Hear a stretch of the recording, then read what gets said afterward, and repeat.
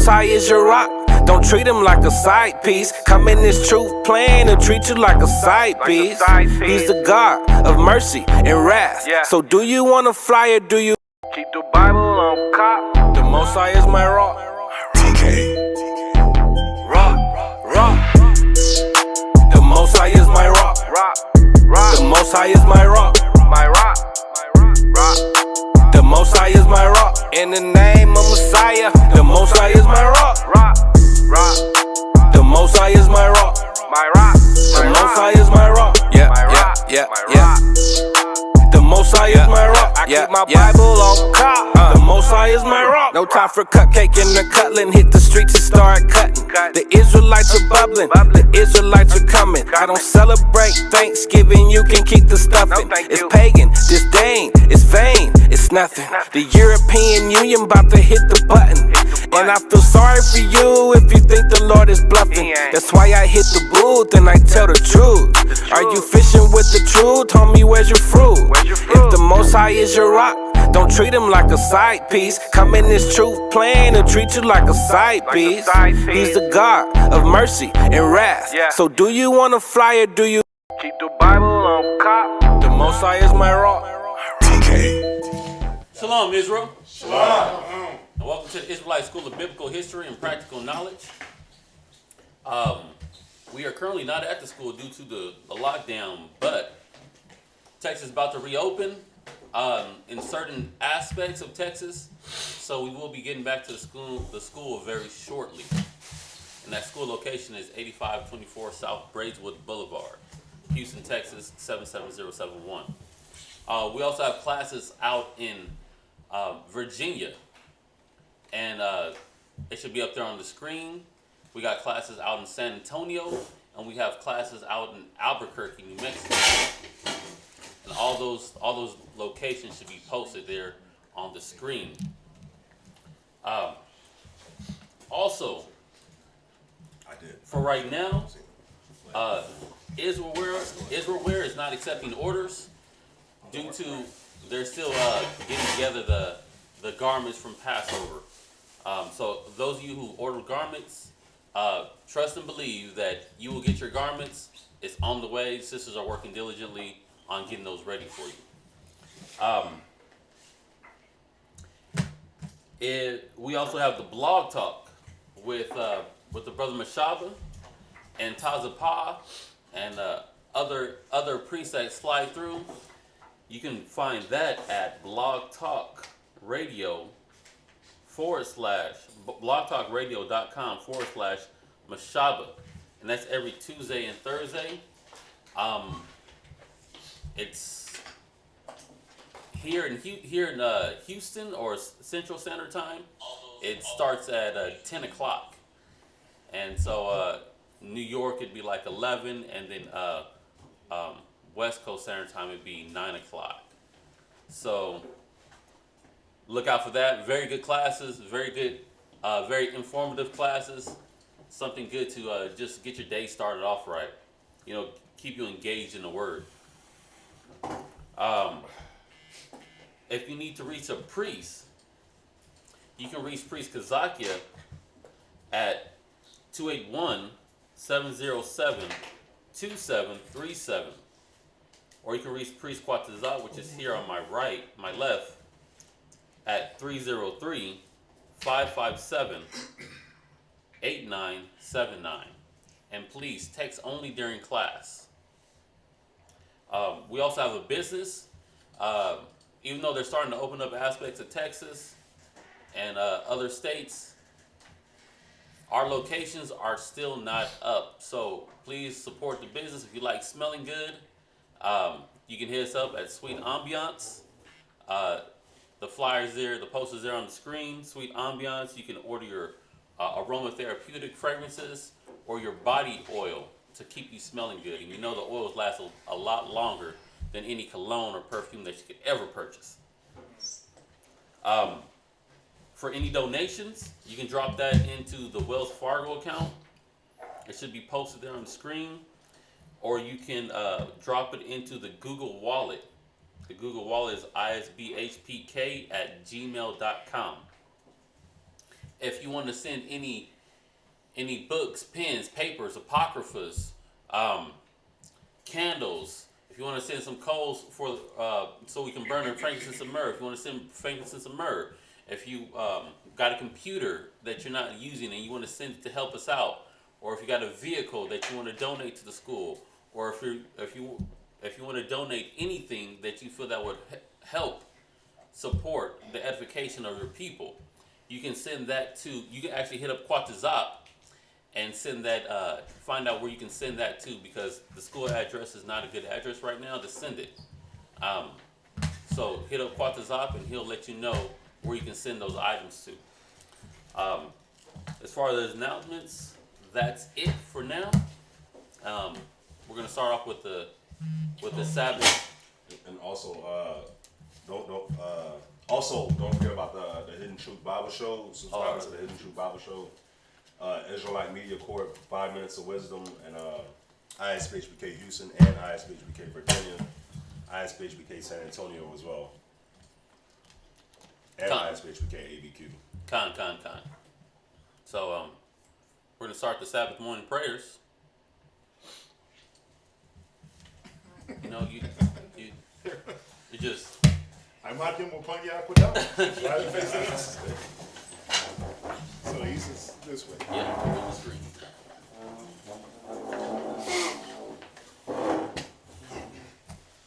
My big prayers, huh? Got translation.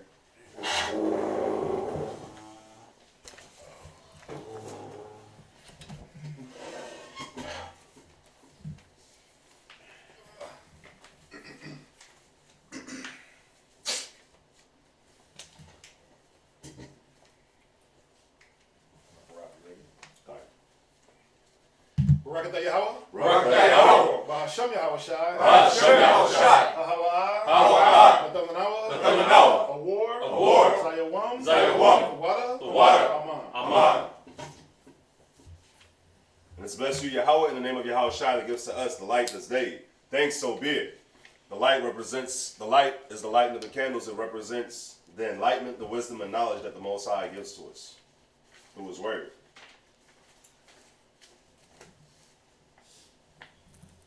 Barakatah Yahweh. Barakatah Yahweh. Bahashem Yahweh Shai. Bahashem Yahweh Shai. Ahawa. Ahawa. Batamanawa. Rayach. Rayach. Ayachacha. The water. The water. Aman. Aman. And it's bless you, Yahweh, in the name of Yahweh Shai, that gives to us the sweet savor. Thanks, so be it. The sweet savor is the frankincense and myrrh. As it burns, it represents our prayers going up to the Most High. It's also a sweet savor unto the Most High.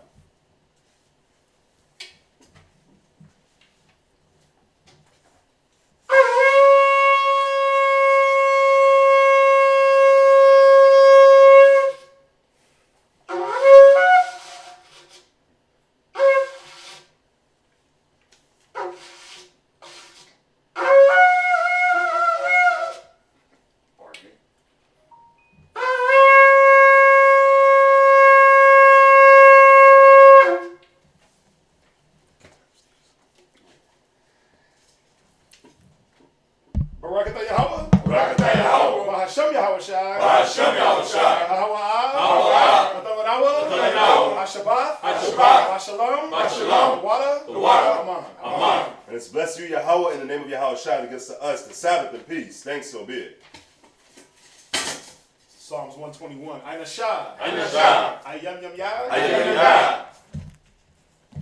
Al Hahariam. Al Hahariam. Wabawa'a. Wabawa'a. Isaiah. Isaiah. Isaiah.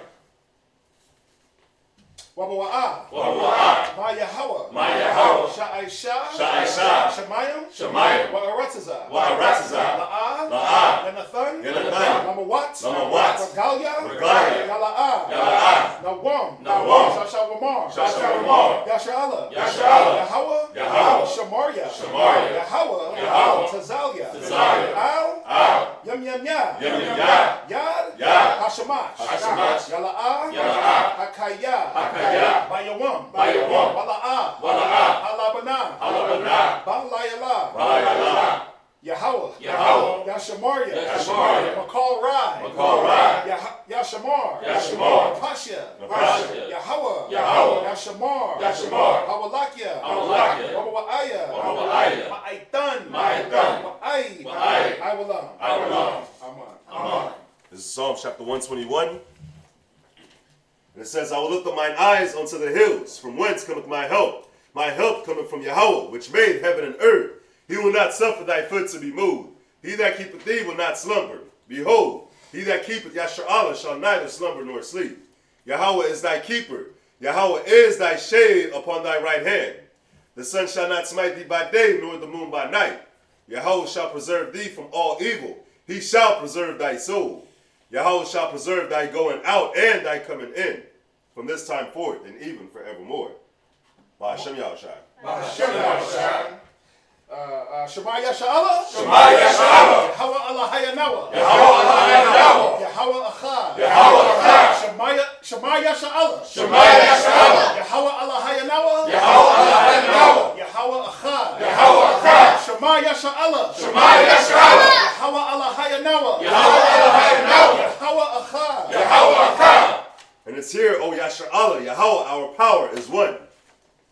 It's the Lord's Prayer. Abanawa. Abanawa. Shabbat Shemayim. Shabbat Shemayim. Kodash. Kodash. Haya. Haya. Shamka. Shamka. Yahweh. Yahweh. Lakaka. Lakaka. Daba'a. Daba'a. Ratazaka. Ratazaka. Haya. Haya. Aisha. Aisha. Ba'arataza. Ba'arataza. Kawa. Kawa. Haya. Haya. Bashamayim. Bashamayim. Bathanlanawa. Bathanlanawa. Lacham. Lacham. Call. Call. Yawam. Yawam. Basalachnawa. Basalachnawa. Kawawathnawa. Kawawathnawa. Basalachnawa. Basalachnawa. Kawawathinawa. Kawawathinawa. Wala'a. Wala'a. Abiyanawa. Abiyanawa. Banasaya 1. Banasaya 1. Abal. Abal. Awashai now. Awashai now. Mayan. Mayan. Ride. Ride. Kaya. Kaya. Laka. Laka. Hamalakwa. Hamalakwa. Waha'ala. Waha'ala. Wahatha pa'arath. Waha'ala pa'arath. La'ai walanya. La'ai walanya. Aman. Aman.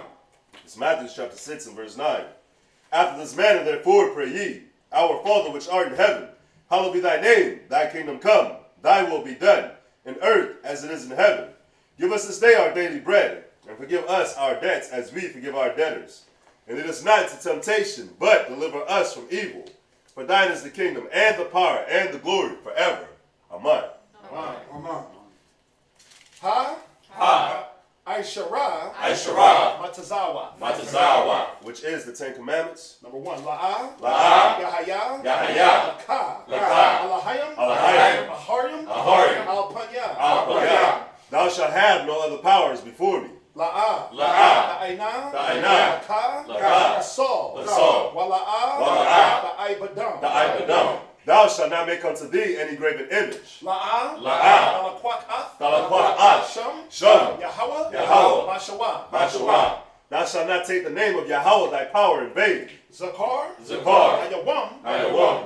Hashabath. Hashabath. Lakwadashwa. Lakwadashwa. Remember the Sabbath day to keep it holy. Kabad. Kabad. Abaka. Abaka. Amaka. Wa'amaka. Honor thy father and thy mother. La'a. La'a. Baratazak. Baratazak. Thou shalt not murder. La'a. La'a. Bana'ap. Dana'ap. Thou shalt not commit adultery. La'a. La'a. Tagana. Tagana. Thou shalt not steal. La'a. La'a. Ta'ina. Ta'ina. Shakor. Shakor. Thou shalt not bear false witness against thy neighbor. La'a. La'a. Bachamad. Bachamad. Call. Call. Ashara. Ashara. Mara'aika. Mara'aika. Thou shalt not covet thy neighbor's house. Bahasham Yahushai. Bahasham Yahushai. The water. The water. From Yah. From Yah. Aman. Aman.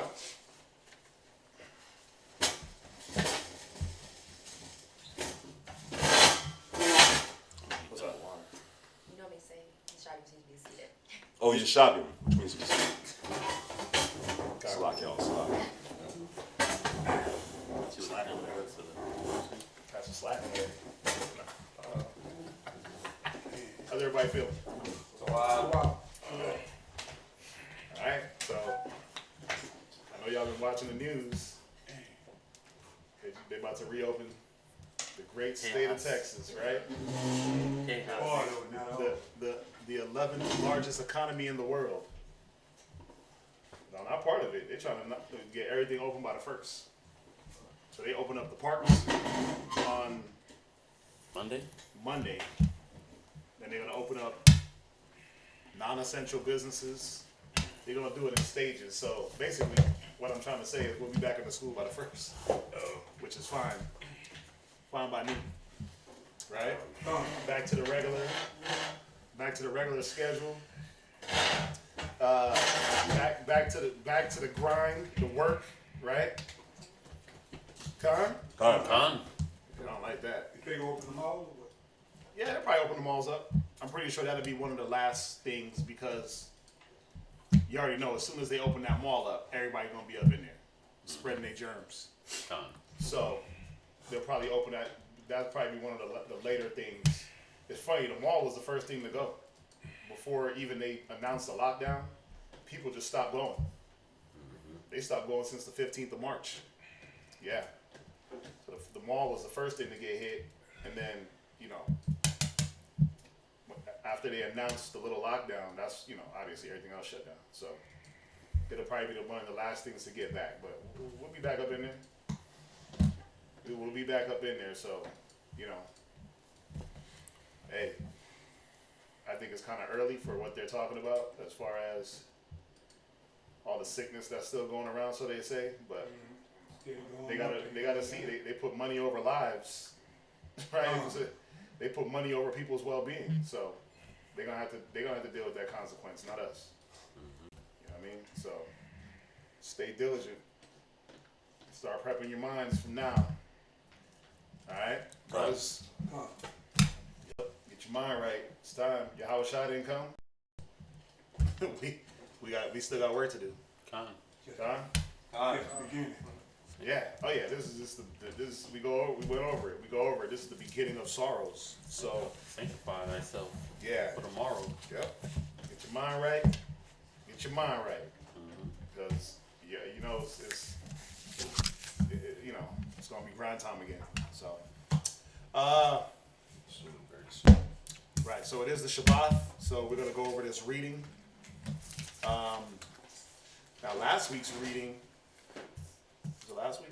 Yeah, last week's reading was kind of a compilation of since it was the Passover and Feast of Unleavened Bread, it was kind of a compilation of the weekly or the daily reading for that feast that we just kind of put it together. So we're going to go back to the regular schedule. We're going to be in Leviticus 9 and verse 1.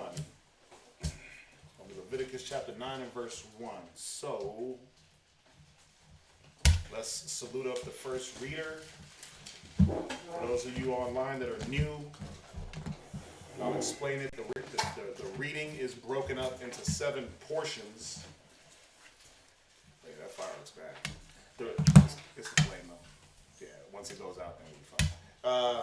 The reading is broken into 7 portions, 7 different readers. We salute up four readers. They state their name in Hebrew, their name, their registry, what tribe they're from, and they say that in Hebrew. So you'll hear the brother that's going to come up. You hear Ricardo, Shabbat Tashal, Yashakar, Shabbat Tashal, Yashakar, Bun Yasha'Allah, Ricardo, the tribe of Israel, of Yasha'Allah, or son of Israel. All right, so each brother will come up and do that. If you got questions on the reading, on the topic, feel free to shoot those out. If you got questions off the topic, we'll take them after the reading. Con?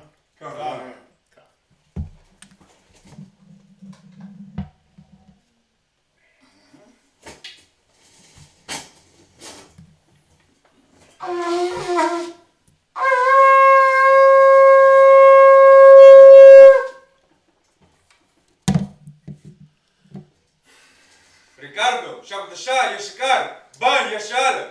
Ricardo, Shabbat Tashal, Yashakar, Bun Yasha'Allah. I might it. Barak. Yahweh Hashem, Yahweh Shai Barakatam. Yahweh Hashem Yahushua Barakatah.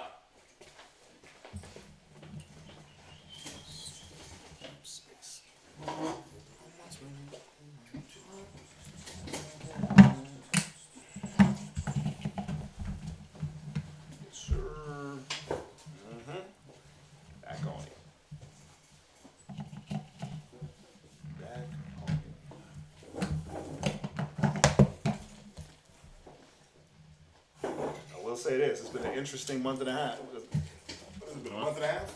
Gone. Or, nah, it's only been a month, right? It feels like longer. We in April, right? Yeah, man. Interesting month.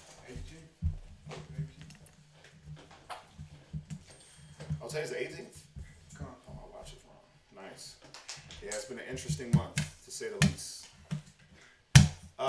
So where we at? Leviticus chapter 9 and verse 1. You're going to read the verse 20. Okay. Leviticus chapter 9, verse 1.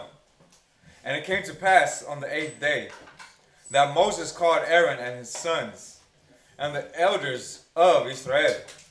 And he said unto Aaron, Take thee a young calf for a sin offering, and a ram for a burnt offering, without blemish, and offer them before the Most High. And unto the children of Israel thou shalt speak, saying, Take ye a kid of the goats for a sin offering, and a calf and a lamb, both of the first year, without blemish, for a burnt offering. Also a bullock and a ram, for peace offerings, to sacrifice before the Most High, and a meat offering mingled with oil. For today the Most High will appear unto you. And they brought that which Moses commanded before the tabernacle of the congregation. And all the congregation drew near and stood before the Most High. And Moses said, This is the thing which the Most High commanded, that ye should do. And the glory of the Most High shall appear unto you. And Moses said unto Aaron, Go unto the altar, and offer thy sin offering, and thy burnt offering, and make an atonement for thyself, and for the people, and offer the offering of the people, and make an atonement for them, as the Most High commanded. Aaron therefore went unto the altar, and slew the calf of the sin offering, which was for himself. Right, because before the priest could make an atonement for the people, they had to make an atonement for themselves. Go ahead. Verse 9. And the sons of Aaron brought the blood unto him, and he dipped his finger in the blood, and put it upon the horns of the altar, and poured out the blood at the bottom of the altar. But the fat and the kidneys, the caul above the liver of the sin offering, he burnt upon the altar, as the Most High commanded Moses. And the flesh and the hide he burnt with fire without the camp. And he slew the burnt offering, and Aaron's sons presented unto him the blood, which he sprinkled round about upon the altar. And they presented the burnt offering unto him with the pieces thereof, and the head, and he burnt them upon the altar. And he did wash the inwards and the legs, and burnt them upon the burnt offering on the altar. And he brought the people's offering, and took the goat, which was the sin offering for the people, and slew it, and offered it for sin as the first. And he brought the burnt offering, and offered it according to the manner. And he brought the meat offering, and took an handful thereof, and burnt it upon the altar, beside the burnt sacrifice of the morning. He slew also the bullock and the ram for a sacrifice of peace offerings, which was for the people. And Aaron's sons presented unto him the blood, which he sprinkled upon the altar round about, and the fat of the bullock, and of the ram, the rump, and that which covereth the inwards, and the kidneys, and the caul above the liver. And they put the fat upon the breast, and he burnt the fat upon the altar. That's right. Any questions on that? I mean, that's pretty straightforward, right? Aaron, his sons, giving, offering sacrifice for the people, as the Most High commanded Moses, right? So it's just giving you It's giving you the order in which that was done. What parts were used, what was burnt without the camp, what was burnt on the altar, the sprinkling of the blood to signify the purification, right? Or another form of cleansing the people or baptism, however you want to look at it. You know, this was all symbolism for things to come. So Was this the very first time they, after leaving Egypt together as Israelites, as a nation, because the forefathers, they would sacrifice, they would do the offerings and everything like that. Mm-hmm. But together on the altar, right? You saying is this the first time that they sacrificed something? No, together at this time. Uh, After Egypt. Because, you know, the whole time in Egypt, they're like, let us leave so we could go and sacrifice unto the Most High. I was asking if this is the first sacrifice Right. after Egypt. I don't believe so. We'd have to look, but I don't think this is the first sacrifice. Remember, this is all we're in Leviticus. Yeah, because they sacrificed in Exodus too. Yeah, we're in Leviticus. They were definitely knocking down some sacrifices in Exodus. But remember, and you got to remember, a lot of this is just repeating Exodus. So a lot of Leviticus will repeat, Numbers will repeat what was going on in Exodus. Like they're sacrificing here in verse 18 in Exodus. Exodus what? 18 and 12. Right. You know, it's just one example of a sacrifice. Read it. And Jethro, Moses' father-in-law, took burnt offerings and sacrifice for the Most High. And Aaron came, and all the elders of Israel, to eat bread with Moses' father-in-law, before the Most High. That's just one example. But you know, they were doing sacrifices since we came out of Egypt.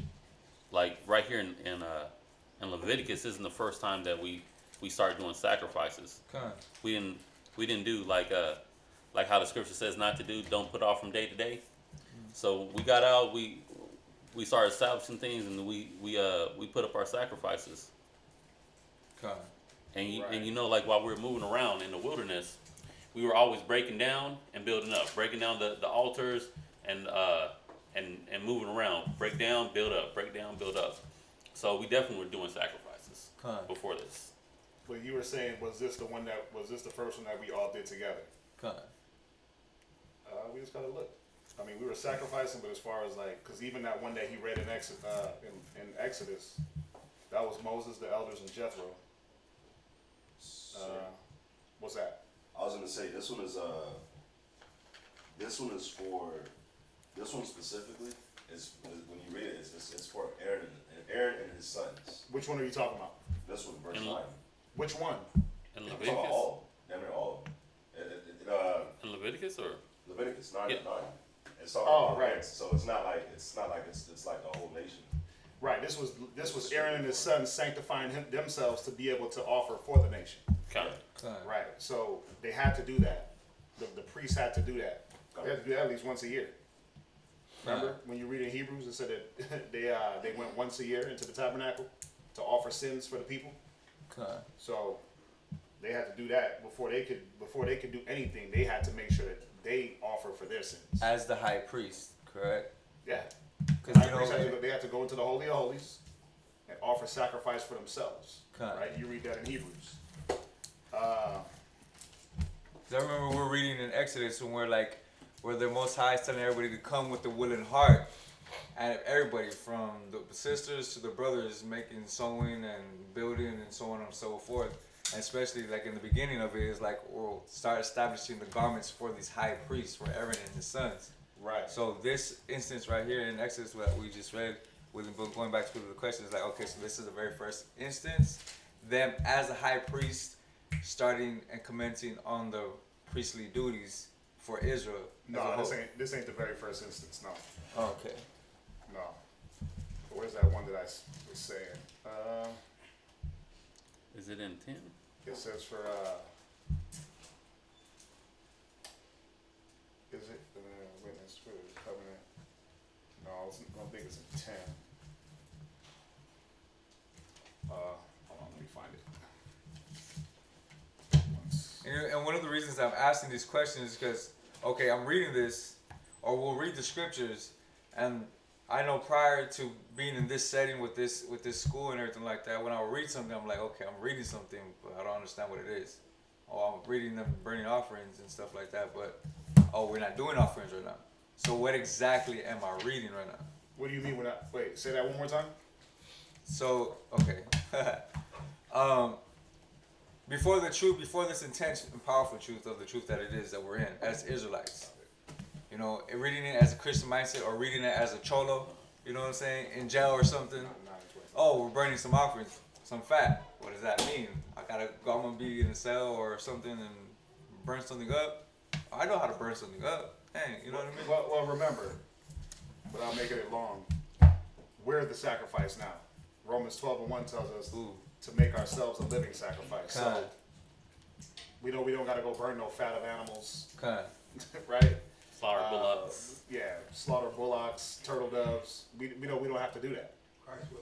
Yahweh Shai was that last sacrifice. So, but in this time of Moses, go to Hebrews real quick, 9:25. Go to Hebrews 9:24. Hebrews chapter 9, verse 24. Right.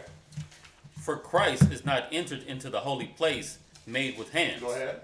Which are the figures of the truth. Right. So everything that we were doing in the Old Testament, that was a figure or a light figure or a shadow of things to come. For what?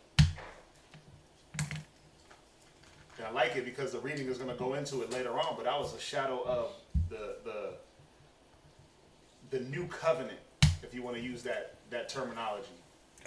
Or the shadow or the symbolism of what was yet to come for the kingdom.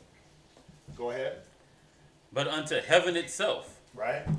Now to appear in the presence of the Most High for us. Right. So instead of having to get strung up on a cross for us, now he can just appear in the presence of the Most High for us and be that mediator. Right? Go ahead. Nor yet that he should offer himself often. Right. As the high priest enters into the holy place every year. How many times? Every year. So every year the high priest had to enter into the Holy of Holies to do what? Go ahead. With blood offered. Right. With blood of others. Right. Verse 26. For then must he often have suffered since the foundation of the world. Right. So y'all see where, you know, the priest had to go once a year to offer for himself. Now he was now fit to be able to offer for the people. Y'all see that? So, you know, as we go through the reading and then we get back, because it's funny, we're going to go back into Hebrews. It's going to show us that the things that we were doing in Moses' time, that was a figure of or a shadow of things to come, and we should have been learning in Moses' time the significance of these things, but we didn't grasp the spirituality that the Most High was showing us through. Because it was a spiritual thing for us to go slaughter bullocks. There was something that was supposed to be learned in the spirit that we just didn't get at that time. A lot of brothers and sisters don't get it now. So, as we read, y'all will see. Where we at? Let's go back to Leviticus. I mean, did that answer your question? So now in Leviticus chapter 9, right? What I just read. And verse 9. Finish his reading. You said what? He finished his reading. Yeah, no, but I think he's asking another question. So Leviticus chapter 9. Right? Verse 8 says, Aaron therefore went unto the altar and slew the calf of the sin of offering, which was for himself. But also too, going back to what we just read in 9:24 in Hebrews. And then the scripture that's coming in my head right now is Hebrews chapter 7:14, where it says, For it is evident that our Lord sprang out of Judah, of which the tribe of Moses spake nothing concerning the priesthood. Going back to Hebrews chapter 9, verse 24 to 26. So Christ himself, everything that was doing in the time of Moses, as you were saying, was a shadow for what the Messiah himself was doing. So that was a shadow of things to come for us to see. Like it tells you there was a better way. It tells you that in the Hebrew it was a shadow of things to come, the sacrificing, the sprinkling of the blood. It was all significant for something. But we just looked at, I got some sin, let me just slaughter a bull, and then that's that. instead of saying, let me stop having to offer for sins, we said, you know what? I'm going to just have my sin offering ready. The whole point of slaughtering that bull was to do something to the conscience. We left off from having our conscience corrected. Yeah. Right? And we just were like, oh, well, it's just a bull. Con. I'm gonna do my dirt, right? And then I'll have my offering ready even before I do my dirt. Wow. I mean, let's take away the bull, let's take away the ox, and let's think about it. We'll do things knowing that it's against the scriptures, right? We Con. ain't nobody perfect. But some of us, instead of fighting and understanding, let me just leave off from sin, like the scriptures say, we'll give into it and then we'll say, I'll just pray later. Or I'll just ask the Most High for forgiveness. That's how some of us think. Con. Like, I'll just, go ahead. There's even people that they'll pray and ask the Most High to protect them while they go do their sin. Yeah. I knew plenty of dudes that they so dope, and they would say, yeah, let me hit these few more licks and I'm going to get out the game. And it's like, and they would pray That the Most High preserve them in wickedness. con. Yeah, but that's no different than knowing right from wrong. Back in Moses' time, knowing right from wrong, having the law, saying to yourself, I can go commit adultery or not. Well, I got an extra ram over here that I could just offer up. I'm going to commit this adultery. Instead of just saying, let me not. Watch, go to Ecclesiasticus 38 and verse 10.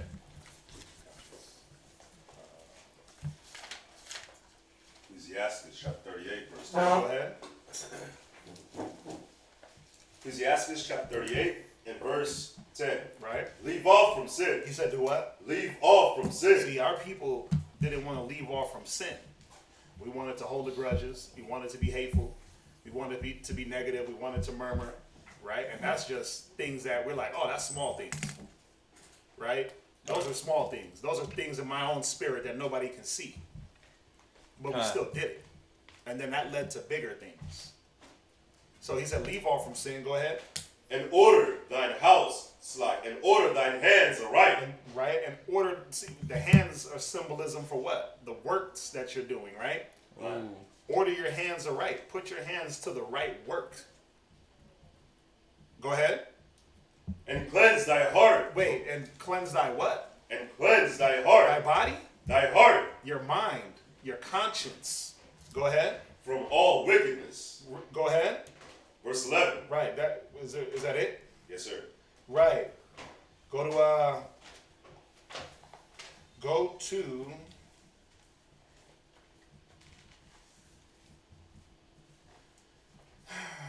let's see here, what I want to go to.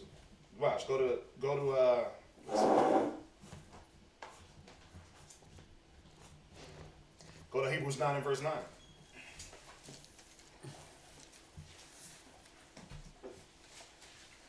We were just in Hebrews, right?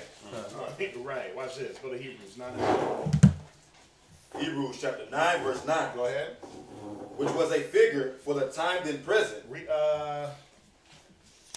Watch. Read verse 8, Verse 8, right? the Holy Spirit, this signifying, Read verse 7, verse 7, right? but into the second went the high priest. My bad. Read verse 6. Verse I'm 6. sorry. Go ahead.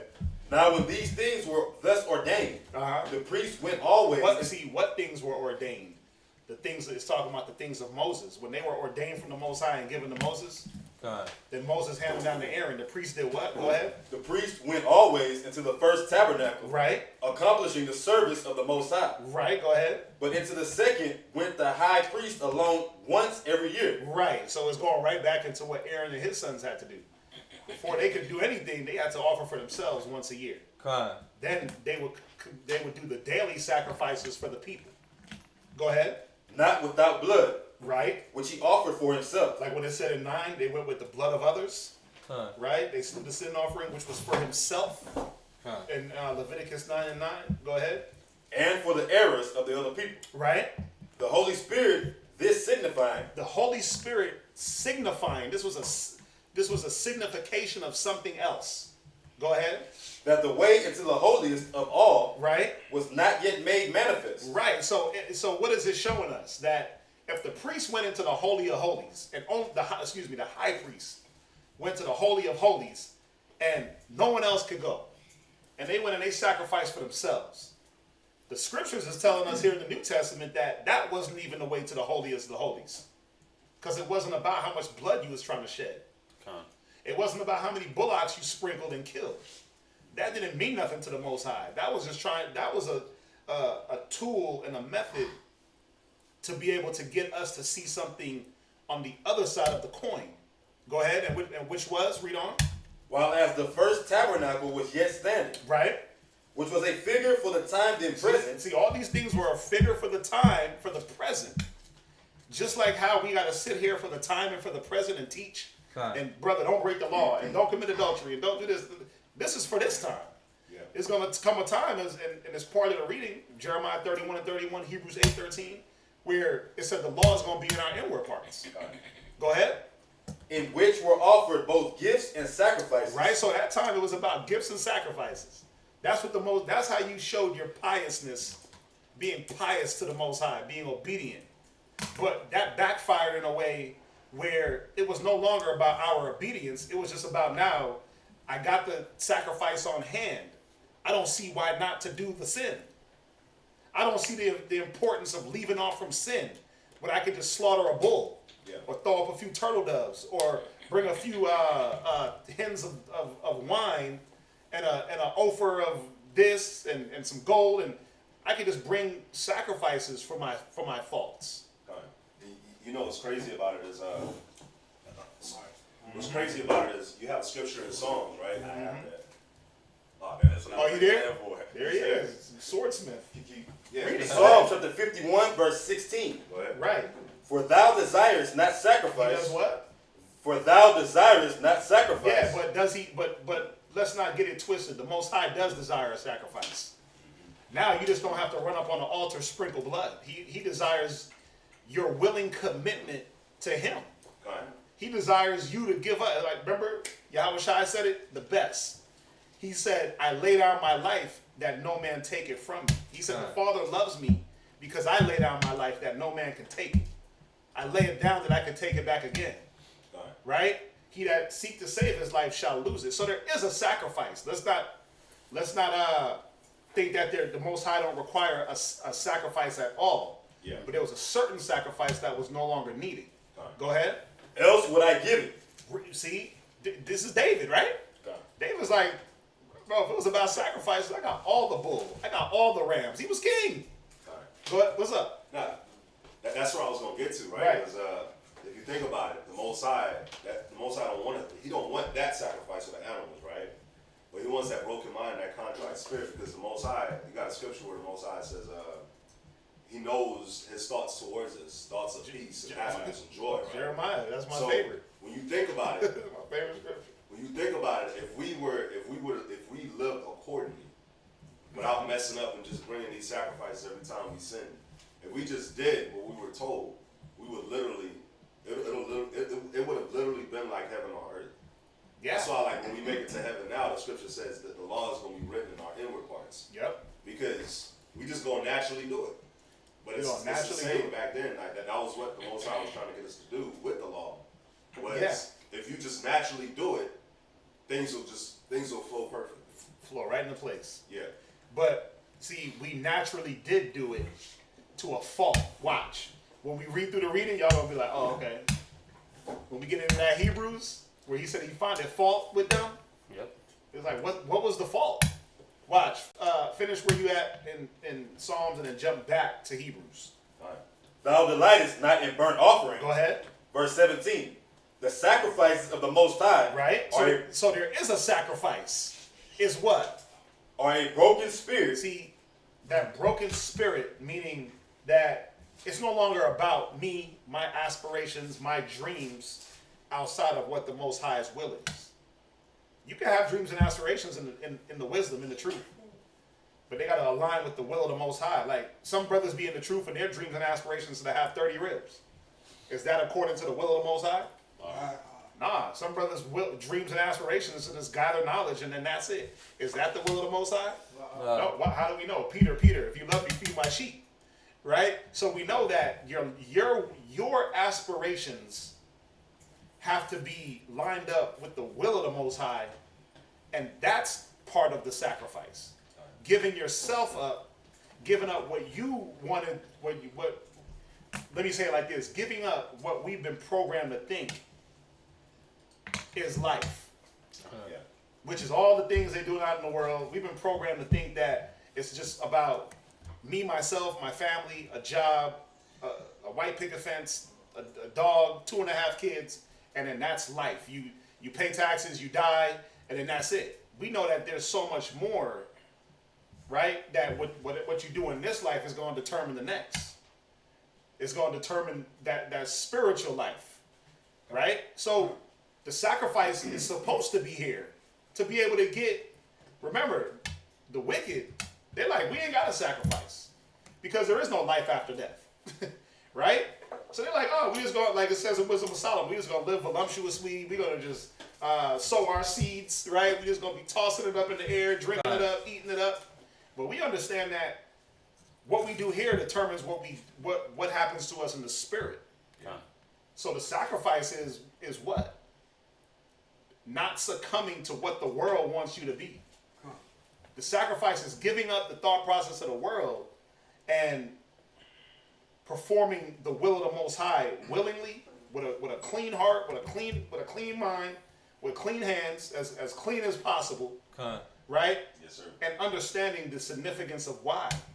Understanding that when I do mess up, it's not the end of the damn world, but now I got to come back harder, but with more humility towards, making my mistakes. More humility and more, like it says in Corinthians, about what vehement, what watching, what cleansing of yourself, what clearing when you do make a mistake. The sorrow of the Most High, and not the sorrows of the world. The godly sorrow, right? It said it worketh repentance, not to be repented of. So that's what it was about. We didn't have that in the time of Moses. How do I know? How can I say that? Because as soon as 500 people died, the next 5 minutes we murmured. As soon as the Most High ordered us to, every man grab his sword and stab your damn brother through the guts, we did it. And then 4 or 5 minutes later, niggas was murmuring. Where was the godly sorrow? Where was the contrite heart? Where was the broken spirit? Where was the conscience towards what the Most High was allowing us to see and do? Well, there wasn't. Because it was like, well, I got a bullock. Well, I got a turtle dove. Well, I got this hint of oil. Well, I got this flour. Well, I got this cumin. Well, I got this. And I got this heave offering. And I got this. And I'm going to pay this off this way. And instead of saying, you know what? Instead of having to walk this bull or this lamb, this little baby lamb, or this little baby deer up, no matter what, there was going to be a sacrifice. But remember, we had our willing offerings that we gave just to the priest for them to be able to survive. Yes, sir. But that sin offering, because remember, when you sin and you had to bring that offering, it wasn't like you just handed them a bull and then walked off. You had to confess. You had to confess your sins, and you had to partake in that slaughter. That was supposed to play with the conscience, and in a good way. It was supposed to, again, like we read in Ecclesiasticus, leave off from sin, order your hands aright. Right? Read on in our Hebrews. Hebrews chapter 9, verse 9. Right? Which was a figure for the time then present, Right? in which were offered both gifts and sacrifices. Go ahead. That could not make him that did the service perfect. It could what? Could not make him that did the service perfect. So we know it wasn't going to make us perfect. It wasn't about perfection. Because we all fall short of the grace of the Most High. At every time, right? Yes, sir. Even the most perfect man that the Most High created in his image, Adam, fell. Right? We know the Most Yahweh Shai was now the epitome of walking perfect. But think about it. The first man fell. They were the closest to the Most High you could ever get at any time. And they fell. Because why? Like it tells you in the Apocrypha, that little bit of wickedness, that little root, that little seed of evil. Go ahead. As pertaining to the conscience. As pertaining to the what? To the conscience. Right, the broken spirit, the contrite mind. These things were supposed to, the bull and all that, it stopped pertaining to the conscience and it started to pertain to how much sacrifice do I have? How many bulls and rams and sheep do I got on tap to be able to give up so I can just do whatever the hell I want? Go ahead. Verse 10.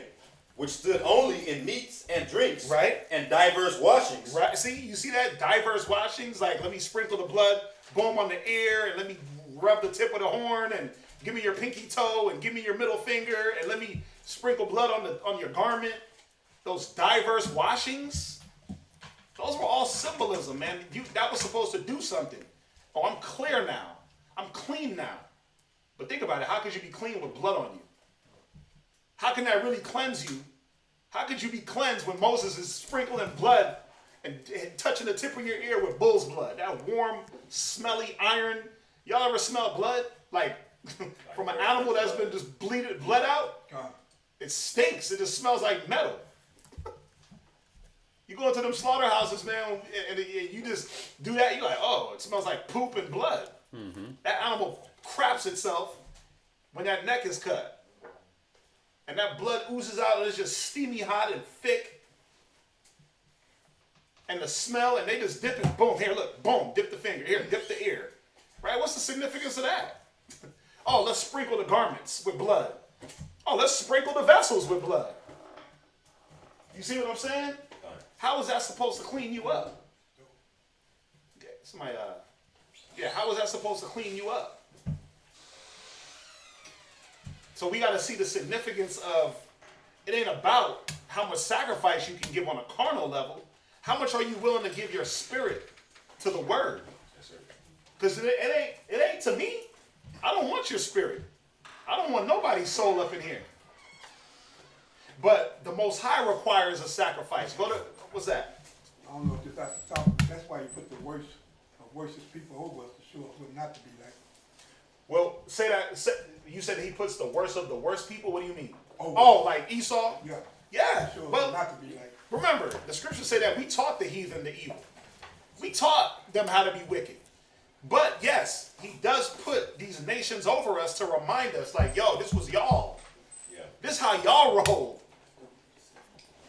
But the whole point was that there was going to be sacrifice, but you didn't have to offer up. Like, think about it. You didn't have to. Who up in here got to offer up their firstborn? Did the Most High ever come to any man in a vision and say, offer up your firstborn? Right? You ain't got to do that. But he probably did come to you in a dream and say, you know what? Hey, you an Israelite. He did come to you in a vision. He did come to you through an epiphany. And you were like, damn, I've been searching for this my whole life. And then now that you get it, what are you going to do? Now that we see that Yahushua ain't going to pop out the sky because of this damn coronavirus, what is we going to do? What is every man and woman in here prepared to do? You going to do the same thing you did before the corona hit? Or are you going to, again, give your spirit, because that's all the Most High wants. Give your spirit more to his ways. It ain't me. I got one for you. If it was up to me, I'd tell y'all all to just stay home and study. Just stay home and do what you want, brother. Right? But that's not what the will of the Most High is. Let me finish this and then you get yours. Right? Go ahead. And carnal ordinances. And carnal ordinances. We were so caught up on the carnal aspect, we didn't even venture to see what the spirit was about. We didn't venture to see, wait a minute, what's the spirit of the law? What's this spiritual thing that the Most High what's this faith thing that the Most High is trying to show us when he gave us manna 6 days out the week, doubled it on the 6th day, then on the 7th he was like, don't collect. What's this faith thing that I'm supposed to have? Well, all I know is that I got to eat. And even though he gave me double on the 6th day, I'm going to still go out there to find something. Because I'm not faithful enough to understand that double portion was going to sustain me for today and for tomorrow. And then guess what? By Monday, we right back out there and look, boom, manna. All the way up to your hip. As far as the eye could see. Come on, man. Like, the Most High was even, it was almost like he was giving you faith without you having to even do anything. But now he's like, well, screw that. Now you're going to have to be faithful and wonder. You know, that's the worst part. Now you're going to have to pray and wonder. Before you can go to talk to the priest will make intercession. You would get your questions answered right off the top, right? Go to the high priest. Priest, what does this dream mean? He's like, oh yeah, boom, boom, boom, boom. You're like, oh yeah, Barakatah Yahweh. Now, you left in limbo, wondering, is the Most High hearing my prayers? Is the Most High accepting my sacrifice? That's a scary thing. Yeah. Yep. You know, on this point that you're making, right, it makes me think about the wilderness. So we weren't supposed to be in the wilderness for 40 years on our trip to Egypt. Right? No. On our trip from Egypt to Israel. No. But because of how we were acting, the Most High, he made us walk for 40 years. So like you were saying, for those 40 years, we just sitting there wondering, like what the hell? Like, yeah, like we seen this place like, before. what are we doing? How many times we gonna come to the bitter waters? Like, is we gonna get the blessing or not? Like, yeah. is we gonna get the land or not? Yeah. But we didn't want it. Exactly. We didn't want the land. That's why the Most High said no walk. But if we were on point, and we would have just got it. Yep. We wouldn't be in that mindset where the Most High is like, nah, you finna wonder. You finna wonder now. Yeah, you're gonna have to wonder. Yeah. Am I with you? If your clothes ain't all wax old, your shoes is gonna be looking good. You're gonna eat, and even that made people wonder: is the Most High with us? Where that should have been showing. Wait a minute, the Most High is with us. We still got the pillar by day, the cloud by day, the pillar by night. That's still rocking with us, right?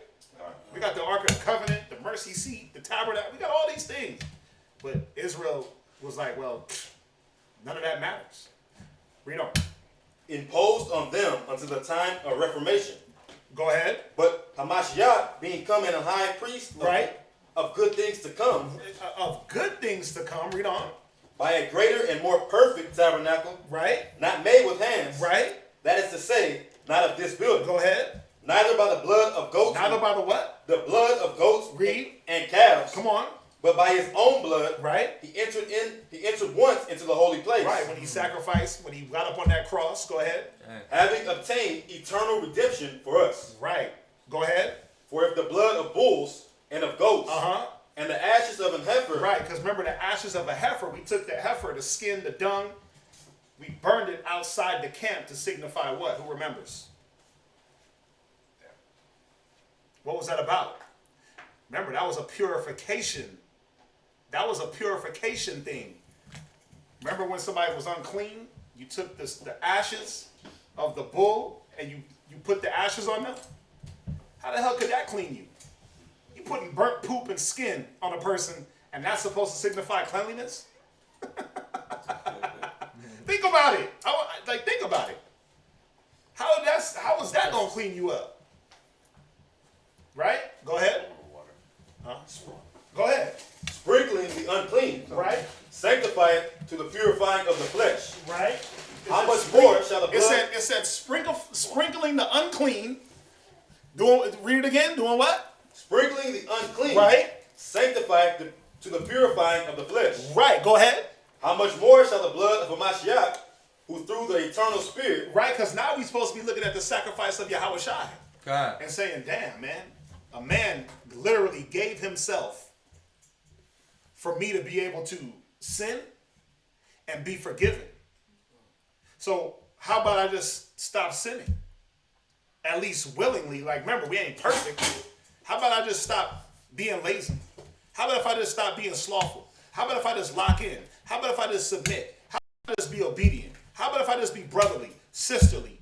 How about if I just be about my nation? How about that? Somebody died to give me the opportunity to do all those things. That should mess you up. But there's not a lot of things that move Israel. There's not a lot of things that move Israel towards the right path. Unless we can see it right. Like some of us would have to see Yahweh Shai himself die to be moved by his sacrifice. Some of us would have to be there, which is sad. You shouldn't have to be there. You shouldn't have to be there. Go ahead.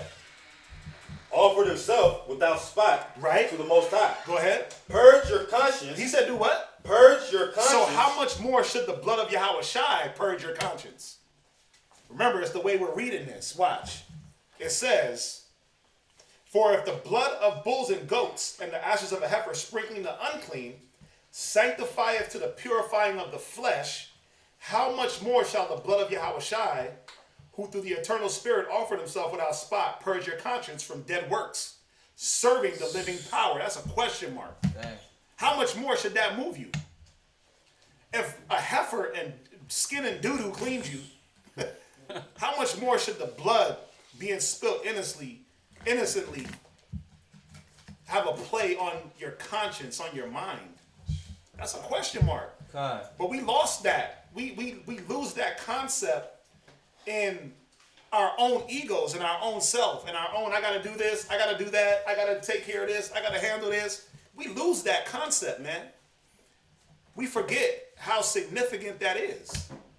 We forgot how, and all the every ram you brought up. How about this?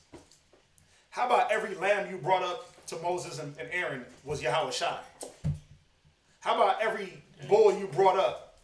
And I'm not talking about the regular offerings. I'm talking about the sin offerings, right? How about every time you brought up a lamb, that was Yahweh Shai? Or that was your firstborn? Or that was your rib? Or that was a brother? How about that? Would that stop it? Dang. You got to think about it. But that was what we were. That's how we were supposed to be looking at. Like, damn, this could be my child that I got to offer up. The Most High could be having us offering up family members for sins. Would that stop people? Some, not all. No. Go ahead. Is that it? God. Right. So with that, what you just said, that scripture that talks about like if you keep doing this in the New Testament, right? That if you keep sinning, like you're crucifying Christ again. I got one. That's in Hebrews, right? Hebrews 6. I got it. Hebrews 6:6. Yeah. Go ahead. If they shall fall away, to renew them again unto repentance, Right. seeing they crucify to themselves the Son of the Most High afresh. Right. Because this is talking about a person that tramples on grace. They trample on that second chance. Oh yeah, I'm gonna do that. I'm gonna do that. I'm gonna do that. Then when it's time to do it, it's like, well, Christ ain't came back yet, so I got time to BS. Yahweh Shai ain't pierced that sky yet, so I got time to crap off. No, that was giving you more time to be able to get right and get better and rehearse the righteous acts and be more brotherly and be more sisterly and be more sacrificial and give yourself more. That wasn't more time to beat off with. That was time to actually make a dent and purge away some of your sins and convert a sinner. But now you get to the point where when you play around with grace and the blood of Yahweh Shai, you might as well have been there to pierce his side. You might as well been one of the ones driving those nails through his hands. You might as well got the cat of nine tails and beat him yourself. That's what the scriptures are saying, right? Okay. Go ahead. And put him to an open shame. And put him to an open shame, because now it's like, it don't matter. He died for nothing. Us as individuals can't let Yahweh Shai die for nothing. Let it be a nothing. Like, yeah, some nigga just got up on the cross and gave himself, took on the sorrows of the world, of a whole people, ran around, let him touch him, heal him, right? Had no place to call his own, gave up everything, and we was like, oh yeah, well, thank you. Right? Thank you, Jesus. Nah, let's do something with that. We have the opportunity to do something with that. All right, let's jump back. I have one more. What you got? It's can I get Psalms 58? Yep.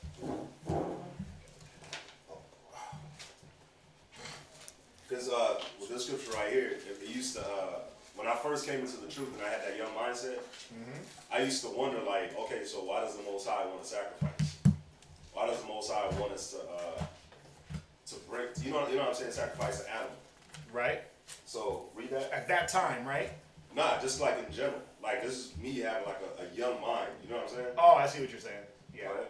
Psalms 50:8. Go ahead. I will not reprove thee for thy sacrifices or thy burnt offerings. Go ahead. to have been continually before me. And that's like the point that you're going in. Like the Most High, you can't just keep bringing animals to sacrifice unto the Most High, and the Most High, he's just going to keep forgiving you.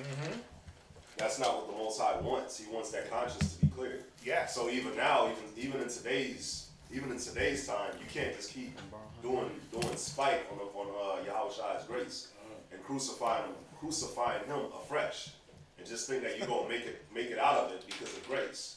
Right. The Most High ain't with that. Just like he wasn't with back then. You just, oh yeah, man, I got 1,000 sheep and 1,000 bulls. So guess what? I'm gonna keep committing adultery. I'm gonna keep stealing. I'm gonna keep treating my people like they ain't nothing. Because I got all these animals, Bro. so I'm gonna just keep bringing them. Please read down. Go ahead. Yeah. Please read down. Go ahead. Verse 9. I will take no bullock out of thy house, Come on. nor he-goats out of thy folds. For every beast of the forest is mine. And that's the thing.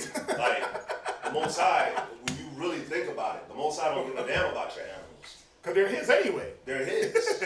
If he wanted to slaughter every animal on the face of the earth, he would wipe everything out. God.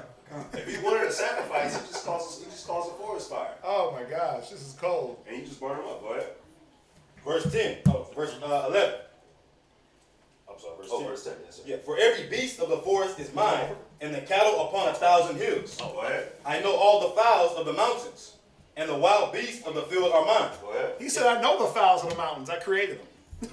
The beasts are mine. I created them. Yep. This is cold. Watch. Go ahead. If I were hungry, Dang. I would not tell thee. And that was my young mind. So I was like, dang, so I guess we sacrifice him to the Most High. This is when I first came into the truth.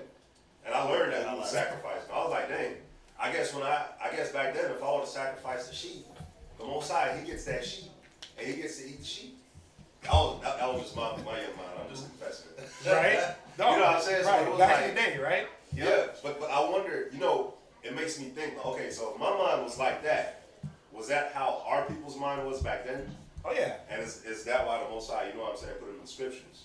Because that's how we was thinking back then. Like, oh man, he just want this sheep so he can go out there and eat it. He want this flour mingled with oil so he can fry some chicken or something. I might as well sin so the priest can eat. Right? Exactly. Yeah, I might as well sin so the priest can eat. That's bro, you'll be surprised with the things that our people construct in their brains. But watch this, read on. For the world is mine, Right? and the fullness thereof. Come on. Will I eat the flesh of bulls, Right? or drink the blood of goats? Hell no, he won't. Read. Offer unto the Most High thanksgiving. He said, do what? Offer unto the Most High So thanksgiving. it was something that you did have to give. He said, offer to the Most High thanksgiving. Right. Give thanks for what he's given you. What else? And pay thy vows. And do what? And pay thy vows. That's all the Most High wants, is for you to do what the hell you said you was going to do. Right? Go ahead. Unto the Most High. Right? And call upon me in the day of trouble. Do what? Call upon me in the day of So trouble. all I want from you is to thank me, to do what you say you're going to do, and use me for protection. Go ahead. And I will deliver thee, and thou shalt glorify me. And just glorify me when I do save you. I mean, how hard is that? How hard is that? But obviously it was hard. Con. It was hard for Israel because why? Let me, my woman is my God. This is my God. That is my God. My field is my vineyards, my this, my that. Like, we start letting everything else be our defense. Like the scriptures say, some trust in chariots, some trust in horses, right? Some trust in man, but we put our trust in the Most High. A lot of men wasn't rocking like that. They trusted in everything else. So there was no glorifying the Most High or using the Most High in a time of trouble. So you see how easy it was for us to slip and fall off? Right. Right. So, man, good scripture. Very good. Jump back. Oh, let's get the next reader up. Sean, you can come up. Right. Yep.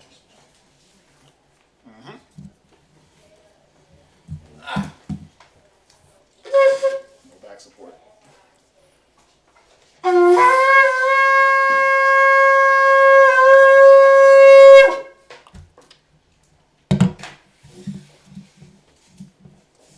Shamayar, Shabbatashah, Banyamyan, Ban, Yasharallah.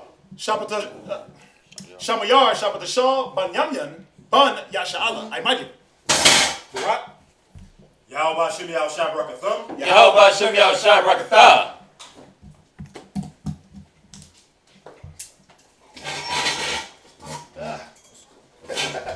Yeah, they thought they was feeding the Most High. That was a very good scripture. Wow. They're showing you, I mean, ain't that the mentality of the people? Yeah. Sometimes, like, man, shit, how hungry is the Most High? Like, he ain't. It wasn't about that. Like you feeding the Most High and the angels. Yeah, like he said, I want to drink the blood of goats.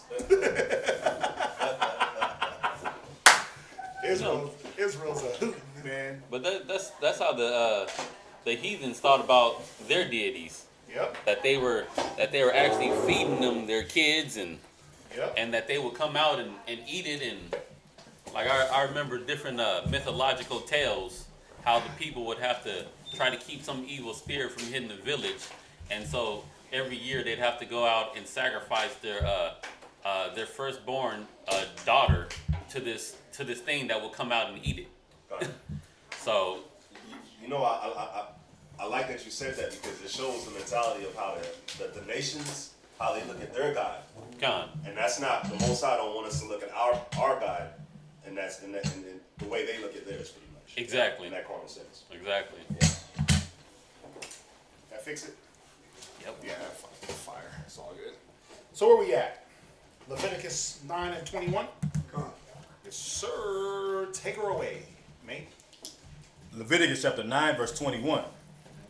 And the beast and the right shoulder Aaron waved for a wave offering before the Lord, as Moses commanded.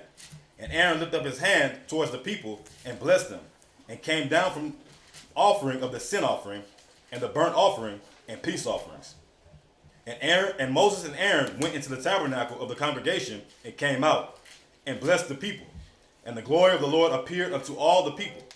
And there came a fire out from before the Lord, and consumed upon the altar the burnt offering, and the fat, which when all the people saw, they shouted, and fell on their faces. Right. So, I mean, that's a straightforward chapter, right? Go ahead, read on. Leviticus chapter 10, verse 1. Right? And Nadab and Abihu, the sons of Aaron, took either of them his censer, Right. and put fire therein, Go ahead. and put incense thereon, and offered strange fire before the Lord. They did what? Offered strange fire before the Lord. Yeah, now, what was the significance of this? You gotta come correct. You got to come correct. But the thing was, these men were, they were right under Aaron and Moses. Con. They were right under Aaron. But let's go back to, let's take it back in our memories back to Exodus. What example did Aaron show his sons?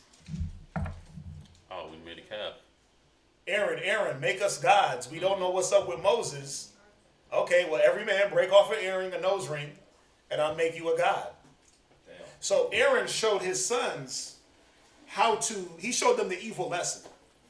That you don't have to do 100% accordingly to the Most High. And what was cold too, I mean, Aaron should have been put to death right then and there, right? Con. Here's his payment. Here's his repay. He's The Most children. High told him to hold his peace. Right, that's why the Most High said you better not even shed a tear for them boys. Don't rent your As we garment. read down. Don't rent your garment. Don't cry. Don't even mourn. Right? Or else I'm gonna kill you. Con. Now, let's think about it. Right? Watch. Read on, and then somebody give me Ecclesiasticus 16. Verse 10, last precept, which he commanded them not. You're in verse 10, or you're at 10 I'm sorry. verse 1. Okay, go ahead. And there went out fire from the Lord and devoured them. Think about that. It said there went out a fire from the Lord and devoured them. These dudes burnt up in their garments, man. It wasn't like, oh, they dropped dead in the time. Like, they burnt to a crisp right there in front of people's eyes. You know how they be trying to, like, do the thing like, oh, if I'm lying, let the Most High strike me with lightning? That's where they get this from. Con. The Most High burnt these dudes to a crisp in front of people. And that wasn't the furnace of affliction. Right, and it wasn't the trial of your faith. That was, nigga, you rebellious. Con. You see how hard the priest, the example, got hit? Read on. And they died before the Lord. Right, now go to Ecclesiasticus 16 real quick. God. This is for you parents. This is Verse for you one. parents that got children. Well, to have children, you got to be a parent and vice versa. God. So, God. 16 and 1. Ecclesiasticus chapter 16, verse 1. Right? Desire not a multitude of unprofitable children, Right? neither delight in ungodly sons. You know why I go here? What makes your children, who shows your children how to be unprofitable? Parent. It's us. We're the ones that show our children, you ain't got to do that the right way. You can cut corners here. You could be lazy here. You can slack off over here. The Most High ain't important what he wants. We're the ones that show them that. Through our daily examples, through our ignorant mistakes that we make. Right? We're the ones that, first and foremost, create these unprofitable children. We got to be aware of that. Ricardo. I learned when I was working at this one job, kind of applying to what I'm learning here, is like they mentioned to me in the job the sense of like there's a system that works. They're like, Ricardo, don't shortcut the shortcut. Why are you gonna try to cut corners on something that works and something that is profitable already and something that has been proven to be beneficial? They're like, don't shortcut the shortcut. I was like, damn. Yeah. Well, Israel's good at that, right? We make a shortcut for the shortcut. We find a way around. We find ways around not doing what it is we should be doing. What am I looking for? Yep, check this out. Let's go here real quick.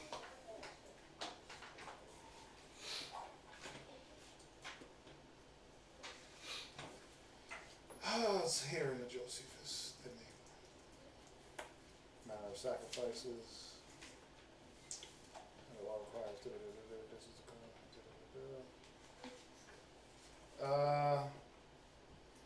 Go to 2 Samuel.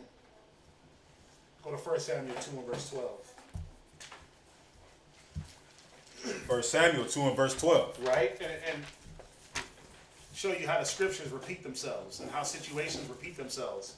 And the one thing about the Most High, man, is that he don't let evil and wickedness ride too long before he does something about it. Before someone has to die. It's sad. Right? Eli should have learned from Moses and Aaron. Come. Right? Who was Eli? What was he? High priest. Eli was the high priest. He had 2 sons, right? Go to 1 Samuel 2 and verse 12. 1 Samuel 2 and verse 12. Right? Now the sons of Eli were sons of Belial. They were what? Sons of Belial. Yeah, they were sons. They were sons of devils, man. That's what the Bible's saying. But all was a devil. Go ahead. They knew not the Lord. They knew not the Lord. Now, whose fault was that? How can you be the high priest and your sons know not the Lord? Well, don't want to just put it all on Eli. Pretty sure he tried to teach his sons, but they just was like, nah, we don't want to do that. Or we'll do it. And then they start to turn after a while. But there was something that they had to have seen and been exposed to say, man, we don't want to do it the way the Most High wants. Go ahead. Verse 13. And the priest's custom with the people was that when any man offered a sacrifice, right, the priest's servant came while the flesh was in seething with a flesh hook of 3 teeth in his hand. Right. And he strook it into a pan or kettle or cauldron or pot. Right. All that the flesh hook brought up, the priest took for himself. So this said this was the custom with the priest and the people. This wasn't the custom of the Most High. When the offering was put in the pot, remember, we didn't eat raw meat. So when that sacrifice was killed and they put it in the pot or the pan or the cauldron to it's seething, when it was searing, they would dip that hook in and pull that raw meat out before it was even cooked. That's how beastly these dudes were. Go ahead. So they did in Shiloh unto all the Israelites that came thither. And they did that to the whole nation. Go ahead. Verse 15. Also before they burnt the fat, the priest's servant came and said to the man that sacrificed, give flesh to roast for the priest. Right, go For ahead. he will not have sodden flesh of thee. Right, he said give. Remember, they already got their portion. Now they coming back for a double dip. Go ahead. But raw. But what? But raw. See, you see the level? Time. The level that, if there's not a right example, if there's not the correction, the level that men will go to. Look at it. Aaron's sons just burned some strange incense and strange fire and just got took out. Right? Go ahead. Answer him. Right. Jump over to what verse are you at? That was verse 16, second 12 precept. and 16. 1 Samuel 12. Second Samuel? 1 Samuel 2 and verse 16. Oh, 1 Samuel 2. Yeah. Now jump over. Read verse 17. Verse 17. Wherefore the sin of the young men was very great before the Lord. Right? For men abhorred the offering of the Lord. Yeah, man. Men hated to offer because of the way these men were dealing. Right? Jump to verse 22. Verse 22. Now Eli was very old. Right? And heard all that his sons did unto all Israel. Now, should that have stopped him from chastising his sons? His age? No, go ahead. And how they lay with the woman that assembled at the door of the tabernacle of the... What else were they doing? They were sleeping with the woman. They were laying with the women when they came. For prayers, for healing. Yep. Like, yeah, girl, I'll pray for you. I'll lay some hands on you. Right? You got to give it up. But I'll definitely lay some hands on you.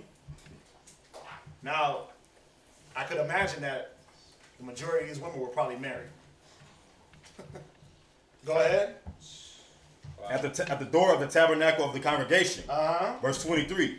And he said unto them, why do ye such things? Right. For I hear of your evil dealings by all this people. Nay, my sons, for it is no good report that I hear. Ye make the Lord's people to transgress. Verse 25. If one man sin against another, the judge shall judge him. But if a man sin against the Lord, who shall entreat for him? Notwithstanding, they hearken not unto the voice of the Lord, of their father. Right? Because the Lord would slay them. Because what? The Lord would slay them. Yeah, and what's even worse is that Eli died a bad death because he did not. He talked to his sons, but he was the one man that can cut off that wickedness, and he didn't do it. So as you read through the story, he fell off a wall and died. Done. Broke his neck. Just fell off a wall. Right? He heard that his sons died, and he just lost the ghost. Fell off a wall and died, man. Jumping back, let's go back to, I threw that in there just to give y'all a little bit more ammo on, because, I ain't gonna lie, when I first read that story with Aaron's sons, I was like, damn, that was harsh. But I see why the Most High did it the way he did, because if he wouldn't have stopped it there, these niggas would have been raping Israel. These dudes would have been raping the congregation. They would have been no different than Creflo, give me more money, Benny Hinn, right? What's the one devil? I keep calling him the devil because he is. Kenny Copeland. Y'all know exactly what I'm talking about. He's the devil. Yeah. That dude is Satan for real. He is. He got fangs like a vampire. He got that satanic look. He is the devil. Yes. Talk about coronavirus, I rebuke you. He prayed that prayer and then coronavirus doubled his body count the next day. Like, nigga, you didn't do nothing. You can't do nothing. But that's the level that Aaron's sons would have probably got to if the Most High would have let them just burn some weird, whatever the hell they burnt. We could speculate what they burned. They said they burned strange fire. So obviously it wasn't no frankincense and myrrh. Right? It wasn't what belonged in their censer. Right. They took it up on themselves to just burn whatever. Slothful, lazy, no care for the standard. Wow. No care for what was laid down. It was already put before them. This is what you do. But see, it was Aaron's fault. Because he ushered in a way for them to not do things the right way. Right? Go back to Leviticus. Pimps in the pulpit. Yeah. Yeah. Leviticus 10. The parent of the child's first teacher. Absolutely right. You are their first example. You are their first influence. Go ahead. Leviticus 10 verse 3. Then Moses said unto Aaron, this is it that the Lord spake, saying, I will be sanctified in them that come nigh me, and before all the people I will be glorified. And Aaron held his peace. And Moses called Mishael and Elzaphan, the sons of Uziel, the uncle of Aaron, and said unto them, come near, carry your brethren from before the sanctuary out of the camp. Right, because Aaron couldn't do it because he had on his garment. He couldn't defile himself for a dead body. Right? He couldn't rent his garment. He already had it on. It was time to work. So he couldn't defile himself, so they had to get his other family to carry out these bodies of his sons. Read. Verse 5. So they went near and carried them in their coats out of the camp, as Moses had said. And Moses said unto Aaron and unto Eleazar. Yeah, I was looking for it in here in the Josephus. I was reading it last night. I forgot what page. But it said the Most High burnt these dudes right there on the spot with a flame. It just burnt them. It wasn't no they fell into a ditch. They burnt. Spontaneous combustion. Where in the Josephus? That's what I'm looking for. It's, Oh, okay. Yeah, I didn't bring my Josephus, and I had it written down. It's around. That Josephus go hard. It's like in book. It's in book 8. It's in book 3. It's in book 3.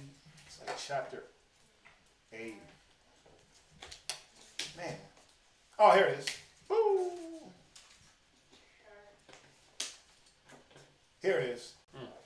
Damn, found it. Josephus, yeah. Book 3, chapter 8, section 7.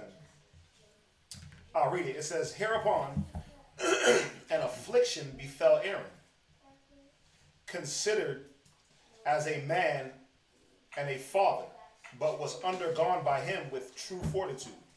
For he indeed a firmness, for he had indeed a firmness of soul in such accidents. And he thought this calamity came upon them according to God's will. For whereas he had 4 sons, as I said before, the 2 elder of them, Nadab and Abihu, did not bring those sacrifices which Moses bade them bring, but which they used to offer formerly and were burnt to death. They were burned alive. Now when the fire rushed upon them and began to burn them, nobody could quench it. Accordingly, they died in this manner. And Moses bid their father and their brethren to take up their bodies and carry them out of the camp and bury them magnificently. Now the multitude lamentated them and were deeply affected at their death, which so unexpectedly befell them. But Moses entreated their brethren and their father not to be troubled for them, and to prefer the honor of the Most High before their grief about them. For Aaron had already put on his sacred garments. Yeah, so there wasn't no time for Aaron in the morning. I mean, you taught him wrong. You better praise the Most High, right? Let the dead bury the dead and go do your job. Now we understand when Yahweh Shai said let the dead bury the dead, you got to look at this story. And you got to look at your family.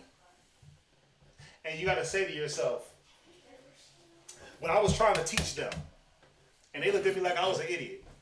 When I was trying to show them a better way, and they shunned me, and they cut me off, and they called me crazy, and I'm in a cult, and I'm dumb, and I don't know, but then you want to run, right, to go bury them, or whatever the case may be.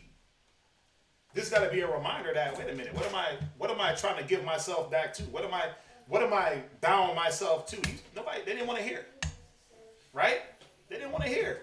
Okay. So let the ones that don't want to hear bury the ones that don't want to hear. It's as simple as that. It ain't no, it's not it's not harsh, right? Oh, that's so harsh. No, it ain't. You got work to do. It ain't harsh. It's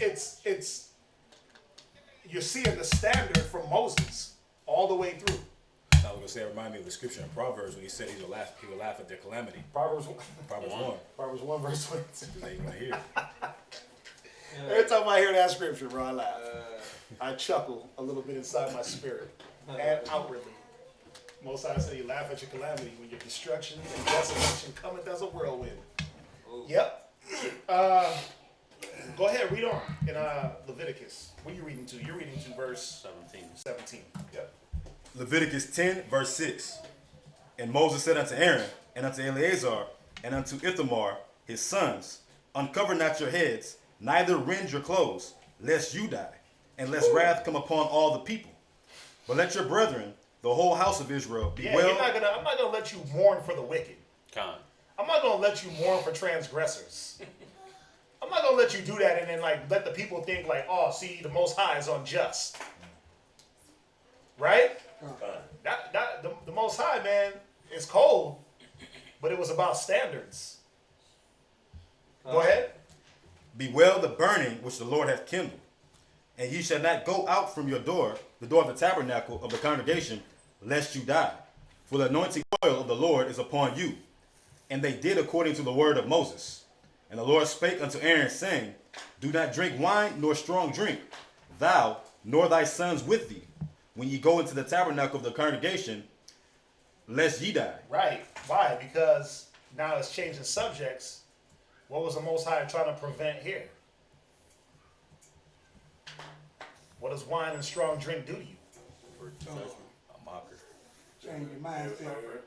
It's, I can't think of the word. Yeah, it changes your influence. It influences you. The way you think. Right? So you can't be doing your priestly duties. Y'all see it on Facebook. Y'all see it. Certain camps be teaching, and they got the whole flask of wine right next to them, right next to the damn menorah. And they pouring up and trying to teach, and mumbling over words and stumbling. And I'm like, what the hell? I see. He supposed to be right. Give me the one where it says excess of wine. ECCLESIASTICUS. Is it? No, it says be filled. It's in Timothy's. It says be not filled. But be filled with the Spirit.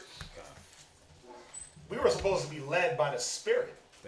There shouldn't be no other influence, especially when you were teaching or offering sacrifice. You couldn't be in the tabernacle faded. Bro, imagine that. Aaron walk up faded. He dropped dead. You just hear that bell stop ringing. What happened to Aaron? They smelled his breath. That nigga was faded. He was drinking gin. Right? He was faded off the wine. You couldn't be influenced trying to do the priestly duties. 1 Timothy 3. Right. Read that. You want to start from the top or? Yeah, start from the top. 1 Timothy chapter 3 verse 1. No. Because That's not it. Not giving the wine. No, that's not the one I want. I think it's Peter, actually. It said led by the Spirit. I just saw it. Is it Peter? I think so. I saw it the other day. Right. Right. It's damn.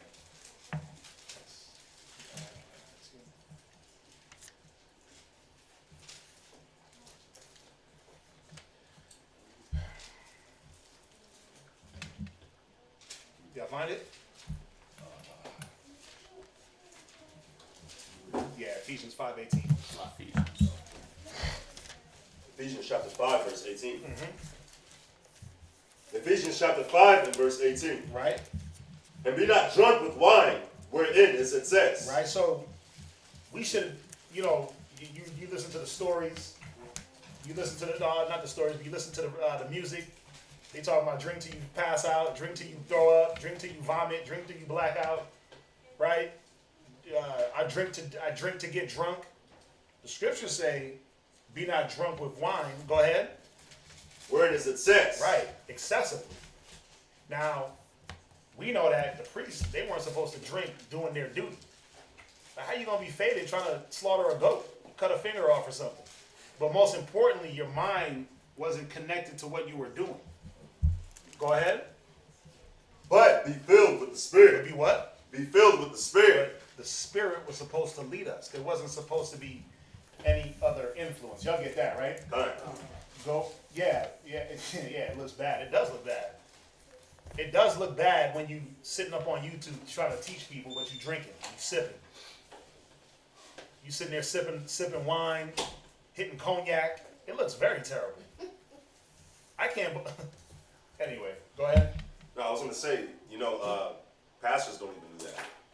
You know Yeah, what I'm they don't saying? even. Yeah. And the reason I bring that out is because we know that the pastors, they don't really have a standard. Because I'm they'll laughing at the picture you put up. go and smoke. Yeah, the Like, bottles. yeah. Well, pastors, they don't have no standards, so they'll go and smoke right after the sermon. Yeah, they hit a cigar in your office. Yeah, they'll do something like that. So if the pastors ain't even doing that, like why would we do that when we supposed to be at a way higher level? Yeah, So at a way higher level. yeah. Yeah, but that's we err not knowing the scriptures, man. Yeah, I know the justification. I know how they justify it. Chicago. The Wisdom of Solomon 9 and 11 go with that. Read it. For she knoweth and understandeth all things, and she shall lead me soberly in my doings, and preserve me in her power. Right. That's talking about wisdom, right? Wisdom. Right. You were the only way you can deal with wisdom was through a sober mind. Remember, go from there. Go to Wisdom of Solomon 7. 7:25. Wisdom of Solomon, chapter 7 and verse 25. Is that it? The breath? Gone. Go ahead.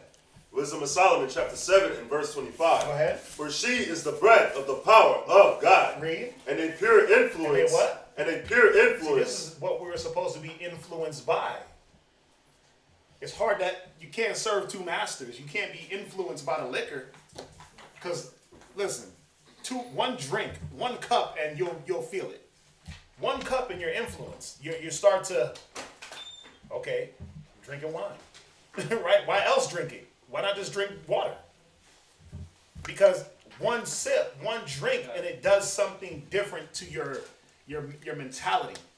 Whether you got to get relaxed, right? Well, if I'm teaching class, why do I got to get relaxed? Right? I should be confident in what I'm going to bring out.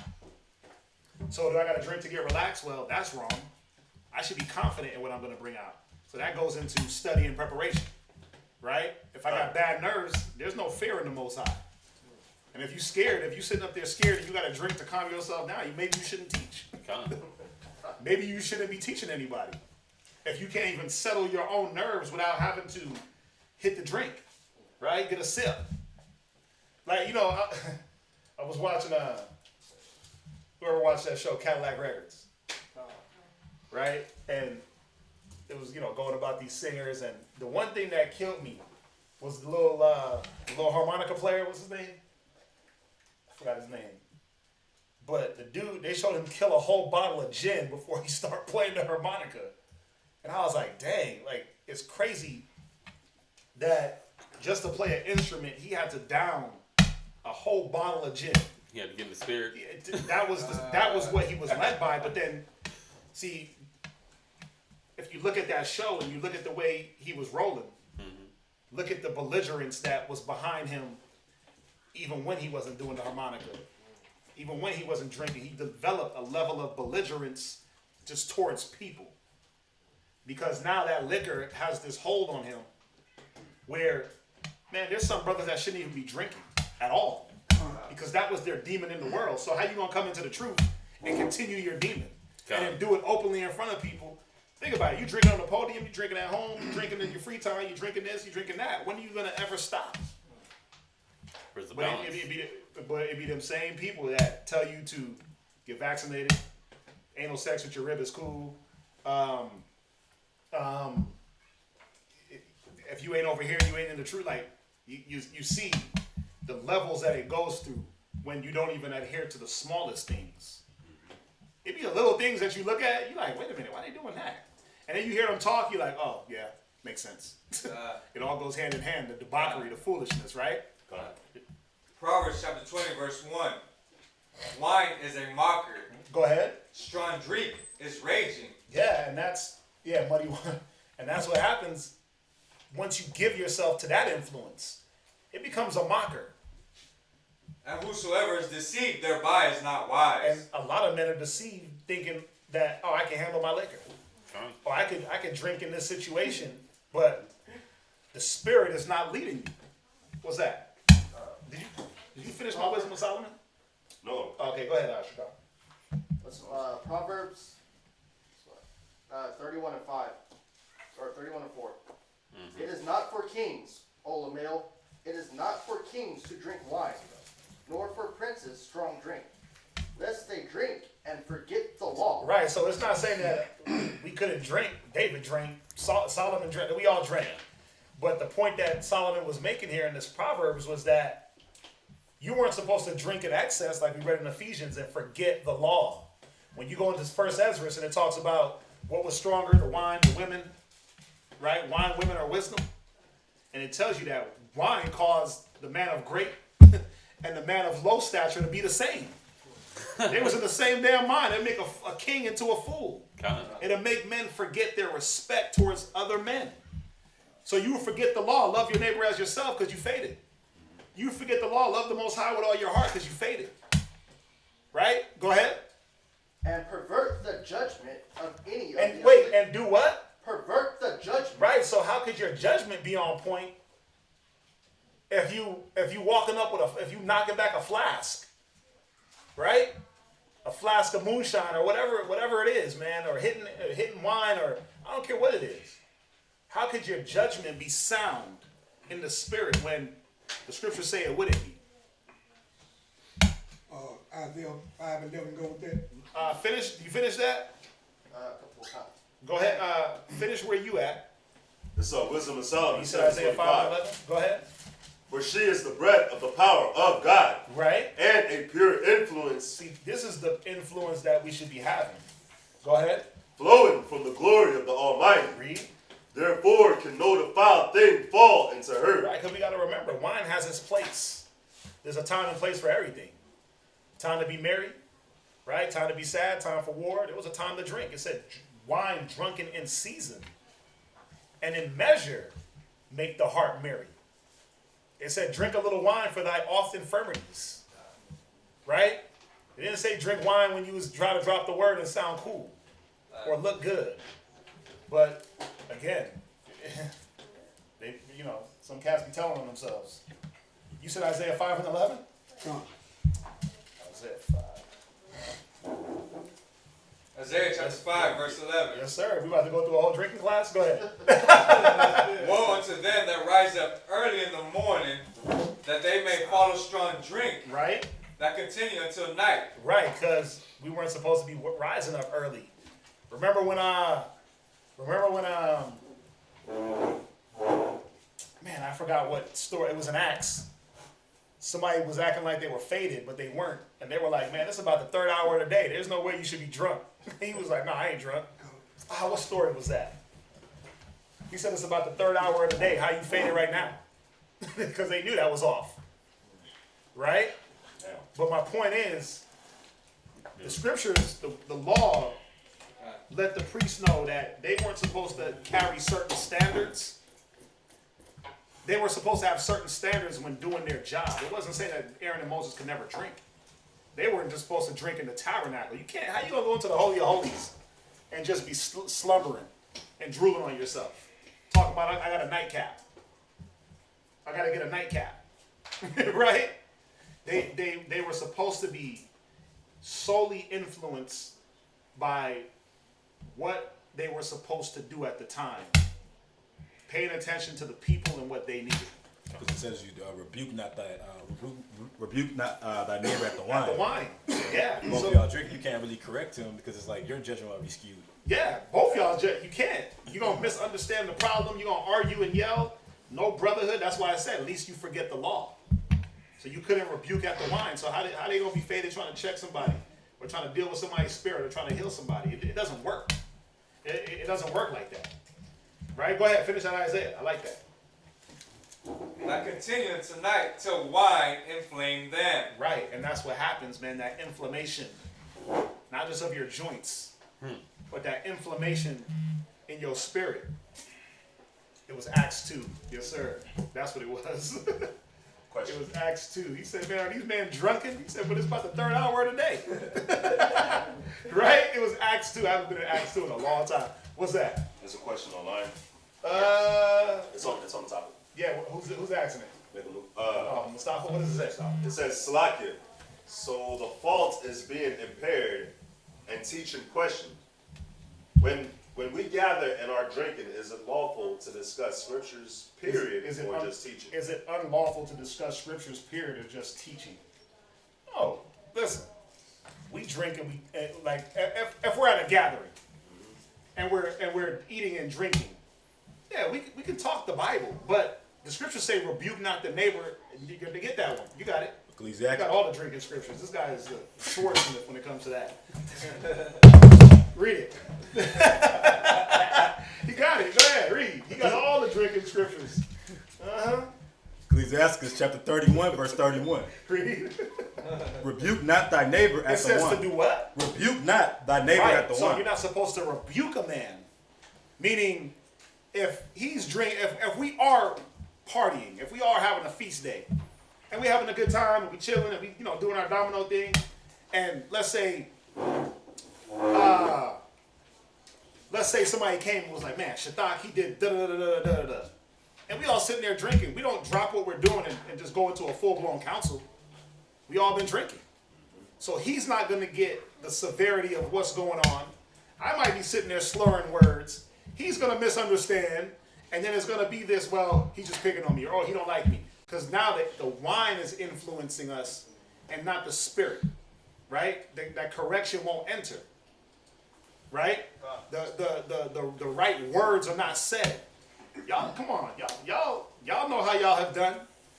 You got faded. Try to lay down the law, and it was like, well, it all came out wrong. Like, damn, I shouldn't have said that. You know what happens when you drink? It lowers your inhibitions, right? It lowers your standard. So now you, instead of saying things a certain way, you end up cursing a lot, talking bad, talking rough. You lose the degree of how things need to come out and what things need to be said. That's why it says rebuke not a man at the wine. What are we going to say? If you read in verse 29 and 30, it tells you that because when you drink, it gives you a short fuse. Read it. Verse 29, but wine drunken with excess maketh bitterness of the mind, right? With brawling and quarreling. With what? Brawling and quarreling. That's what it turns into. A rebuke now turns into brawling and quarreling. Because it's like, nigga, I'm faded. Why you checking me? A man loses his, watch. A man will lose his respect for another man behind that wine. It tells you that in Ezra. It tells you that. So we're not. Yes, we can talk scripture. We do it. Like we still keep it biblically, but this is the thing. Now, are we drinking in excess of drunkenness? No. Nobody's in here when we feast. There, cats walking out sloppy drunk, where he got to get lifted up and drove home or slumped behind the wheel. Like that's not happening. We drink. We have a good time, but we make sure that nobody's getting faded. Like this ain't the world where when you did party, it was about, I gotta go out and get drunk to the point where I gotta black out. I gotta get the liquid courage.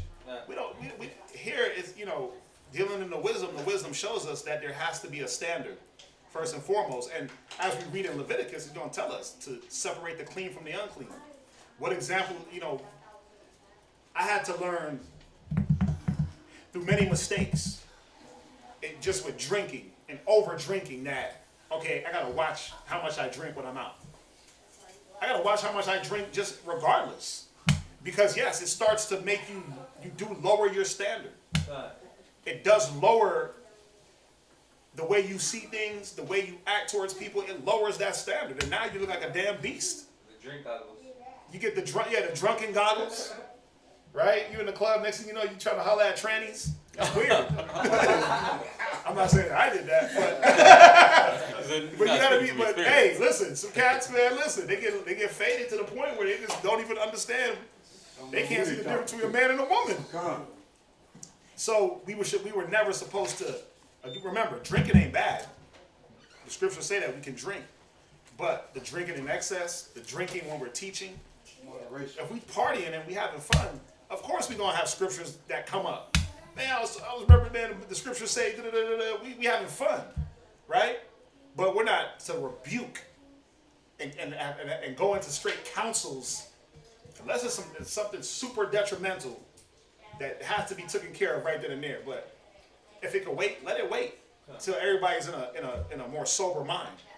You got that for me? Yes, sir. Read it. It's First Ezra chapter 3, verse 18. Go ahead. And he said thus, O ye men, Yep. how exceeding strong is wine, Right. it causeth all men to err that drink it. Go ahead. It maketh the mind of the king and of the fatherless child to be all one. Now think about it. Why did it say the king and a fatherless child? Because what does a fatherless child not have? He doesn't have the guidance. He doesn't have the guidance and the standard. So now the king is no different than a nigga with no standard. He becomes untaught. He becomes unlearned, untaught, untrained. You go from the king status, right? He's the status quo to an untrained beast. Is what the Bible is saying. That's what liquor does. That's what liquor does to us if it's in excess. Remember, wine drunken measurably and in season maketh the heart merry. Yeah. You'll have a good time. How y'all got that scripture? You do it in there? Yeah. Yeah, you'll have a good time. Remember the times when you could drink 1 or 2 beers and just be like, damn, I feel good. Right? And you just get that nice little buzz. I call it 2 beers drunk. Because you're not really drunk, but you get that nice little feeling like, damn, I feel good, man. The liquor's flowing. You, huh? The comments, he's Cognac Courage. Cognac Courage, vodka voice. Right? But remember them days where remember your first couple of drinks when you was young?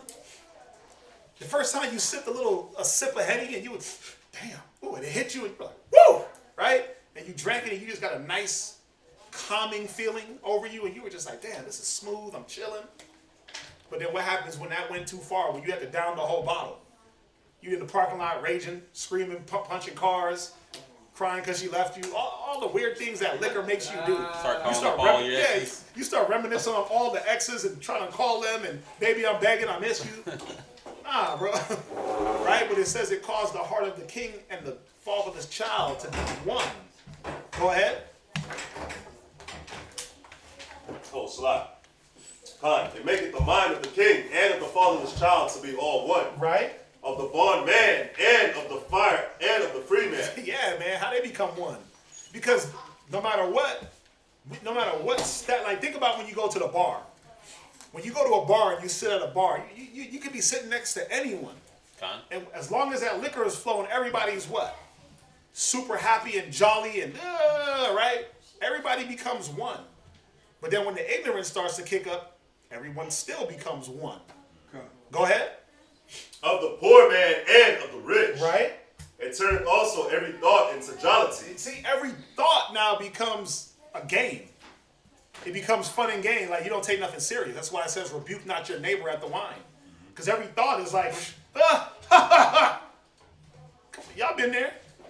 Y'all been there. Trying to deal with something under the influence. And it's like, damn, this ain't even making sense. I can't deal with this idiot. He's drunk. Go ahead. And mirth, so that a man remembereth neither sorrow nor debt. Yeah, he don't remember what needs to be handled, what he committed to. He don't remember, like, be in order when you're being told something. He forgets. Go ahead.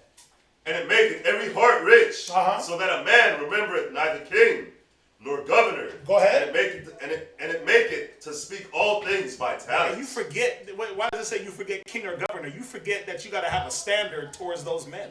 You got to have respect towards that type of man. You looking at the king and governor like, oh no, we on the same level. We sitting here drinking and kicking it. Forget your title. Forget respect. You lose humility. You lose the humility. Go ahead. Verse 22. And when they are in their cups, check this out. Go ahead. They forget their love both to friends and brethren. Yeah, when you under that drink, right? Like Benjamin loves to say, I'm under my Guinness, right? When they say I'm under my Guinness, meaning I'm feeling it. I'm under that influence. Or they say I'm under my sensi, like they talk about smoking that weed, they under that influence. But he said it's the same thing. When they're in their cups, meaning when that liquor starts to hit, you forget what? The love of both friends and brethren. God. Now, what was the greatest commandments? Love the Most High with all your heart. Love your neighbor as yourself. God. You forget that. That goes out the door. Like, man, F that. I'm going to act out now the way I feel. Fighting drunk. You said what? Fighting drunk. Drunk fighting. What they call liquid courage. There's a reason why they call it spirits, man. Because depending on what demons you wrestling with, them spirits are going to attach to you and dictate your night or your day or your life.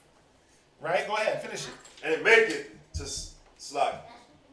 And a little after, draw out swords. Yeah, now it ain't about brotherhood. It's about how do I kill this man?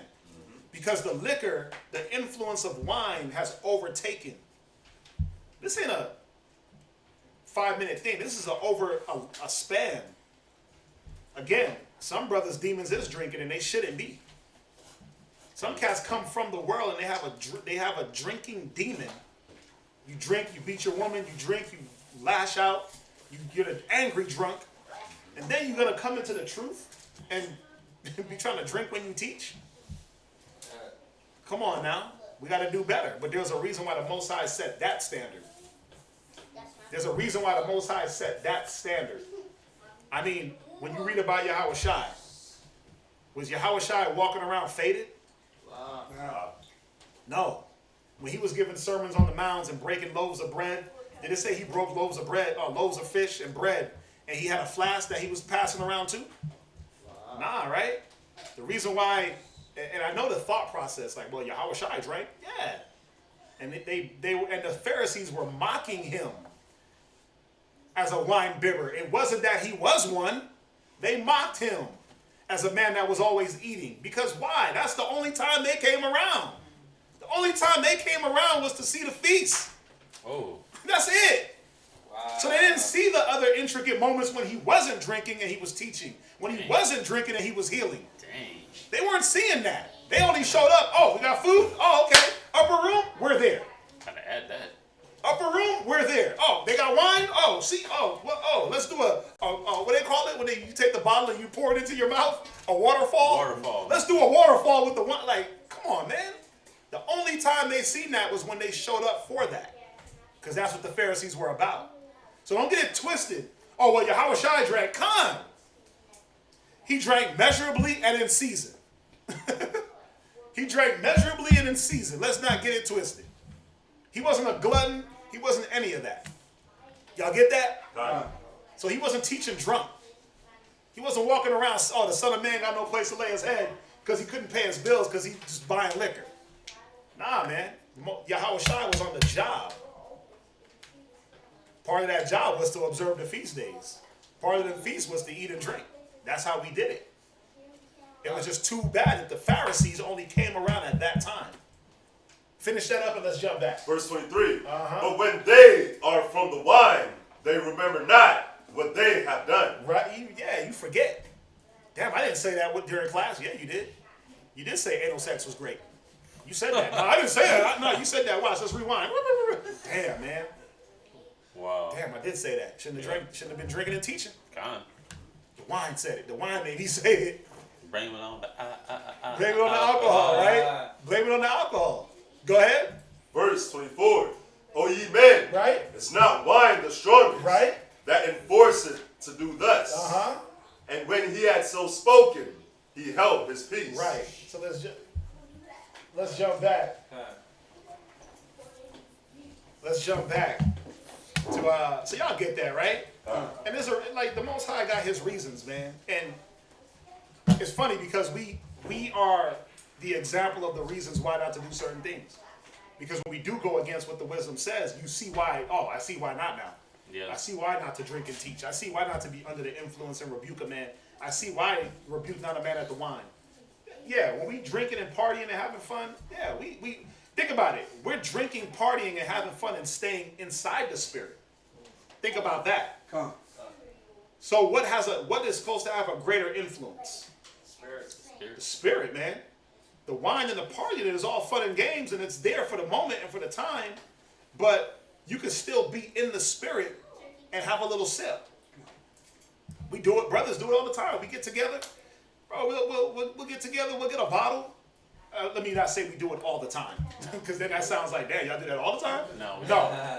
We like the last time was like obviously Passover. Passover. Right? Before that, I don't remember when. But yes, Last we feast. do probably the last feast. But Yeah. yeah, we do take time. We'll get a bottle, get a drink, and brothers will just sit back and rap. Just talk. Just hang out with each other. Just enjoy the company. We do it. Nothing wrong with it. It never turns into a bar fight, a brawl, somebody got beat up. In the world, that was happening. Cats was getting kicked out of clubs, strangled, beat up, kicked, punched, arrested, choked to death because that influence. But now that we've come to a greater calling, bro, the wine is just for it's a, when you look at wine, man, you gotta look at it as it's a tool, right? It's a tool for a time. It's a pacifier, like it says, for drink a little wine for your oft infirmities. Take a little wine for this, drink a little wine for that. It'll take off the pressure sometimes of all the everyday hustle and bustle. When you're killing yourself for 6 months trying to do this work and do that, sometimes you need a little sip. But that's not gonna, don't get it twisted. We know that's not gonna take away the job we have to do or the pressure of doing what we have. That's not gonna take that away. But it's a comfort. Y'all see that? Go ahead. Yeah. That good old wine, man. Let's jump back. What's that? Wasn't the stuff up? She answered all of them? Yeah. Yeah. Come.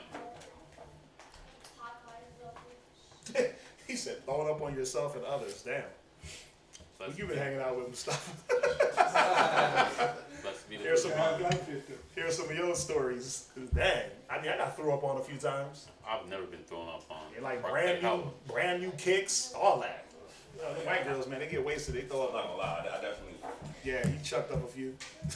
One time I thought the window was open in the car. That's that young liver. Right up into the window jam. Yeah. That's that young liver. I did that way back in the day, way back. In my 19, 20, I didn't start drinking until I was 21. I grew up on the bus drop. Damn. I Yeah, never got bro. thrown I know up. Roddy got some stories. I know Roddy and Samuel, they got stories, bro. Y'all probably got some good ones. Never been drunk in my life. Really? Really? There it is. Nice. Hey, that's how it's supposed to be. Right? You got the high tolerance. Let's jump back. Where we at? Let's finish it. Where we at? Leviticus 10 verse 9. Right?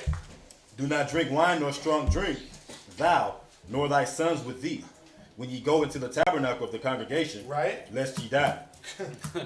Bro, a lot of cats, if this was that time, niggas would be dropping dead right on the podium. Yeah. Sorry. You would. Because you're putting something else before what the Spirit wants. Go ahead. It shall be a statute forever. For how long? Forever. Come on. Throughout your generations. And that ye may put difference between holy and unholy. Right? And between unclean and clean. And that's what it was about, man. The Most High was putting a difference between the holy and the unholy. What was sanctified to be clean and what was not. Go ahead. Verse 11. And that ye may teach the children of Israel all the statutes which the Lord hath spoken unto them by the hand of Moses. And Moses spake unto Aaron and unto Eleazar and unto Ithamar, his sons that were left. Take the meat offering that remaineth of the offerings of the Lord made by fire, and eat it without leaven beside the altar, for it is most holy. And ye shall eat it in the holy place, because it is thy due, and thy sons' due of the sacrifices of the Lord made by fire. For so I am commanded. And the wave breast and heave shoulder shall ye eat in a clean place, thou and thy sons, and thy daughters with thee, for they be thy due and thy sons' due, which are given out of the sacrifice of peace offerings of the children of Israel. Verse 15. The heave shoulder and the wave breast shall ye bring, with the offerings made by fire of the fat, to wave it for a wave offering before the Lord. And it shall be thine and thy sons with thee, by a statute forever, as the Lord had commanded. And Moses diligently sought the goat of the sin offering, and behold, it was burnt. And he was angry with Eleazar and Ithamar, the sons of Aaron, which were left alive, saying, Wherefore have ye not eaten the sin offering in the holy place? So what's up with Aaron's sons, man? These niggas is disobedient as hell. Bruh, like the Most High said, eat next to the altar. This is your due. This is how you gonna eat. They're like, yeah, no, we ain't doing that. We want to go eat somewhere else. Chicago. I was curious what a wave offering is. We went over that last week or 2 weeks ago. It was just an offering just a free will offering. It didn't have any significance to like a sin offering or a peace offering. This was just an offering from the heart. Watch. Where we at? Leviticus what? 10 and verse 17, second precept. That's where you're at. What the wave offering? Verse 15. Verse 15, Leviticus. Watch. Yeah, I think they went over this. Exodus 29 and 24. Classes ago. Leviticus, right? 15. 10 and 15. Right. So Exodus. the wave offering. Is it Exodus 29, 24?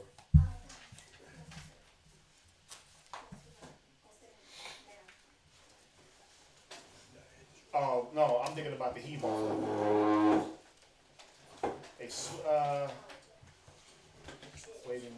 Technical term of sacrifice offering. It says when you look in the Strong's under wave offering, it says wave offering. Technical term of sacrifice. Strong's definition. Offering, shaking, wave. So it doesn't really go. I'll look more into it, but it doesn't really. I was thinking about the heave offering. What's that? In Exodus 29 and 24, What's on my that? ledger, when it says wave, it Right. says or shake to and fro. So I'm guessing it's just like Right. like That- the little incense or the Right. the myrrh. Exodus what? 29 and 24. Yeah, I was thinking about the heave offering. That's what they went over the last time, which was like just an offering from the heart. The wave offering, and as you put all the hands on Aaron in the hands of his sons, and they shall wave them. And thou shalt put all in the hands of Aaron, and all in the hands of his sons, and thou shalt wave them for a wave offering before the Lord. Right, so it was the offering that you waved. So you wave it or you shook it, right? A wave offering. It's like getting the aroma Swinging, around. waving. Like the frankincense and myrrh. Right. Offering of gold or brass. Yeah, so that offering shaken or waved. Yeah, so that's all it was. Nothing really. It's a wave offering. That what it was, a wave offering. They were waving. Yeah. Yes, sir. Where we at? Leviticus 10 verse 17. Wherefore have ye not eaten the sin offering in the holy place, seeing it is most holy, and the Most High hath given it you to bear the iniquity of the congregation, to make atonement for them before the Lord. So what did it show about Aaron's sons? Disobedience. What they really did, what did they not care about? People. They didn't care about the people. Right? They didn't care about sanctifying the people. But he said it. It was an atonement for them before the Lord. Right? God had given to you to bear the iniquity of the congregation. They didn't care about bearing the iniquity of the congregation. They just wanted to eat. No discipline, no standard on executing and doing things the right way. Man, this chair is killing me. That's that fat killer there. My back, the chair is hard. Oh my God. Yeah. Go ahead. That was it. That's all? God. Right. 17, right? Yes, sir. Right. Sam, you want to read? Any questions on that? You good? Yeah, okay. You want to read? He can't sit up there. You going to be able to sit up here with no back? Ain't no back support. Stool? I could try. Yeah, it ain't going to be long. I ain't going to talk too much.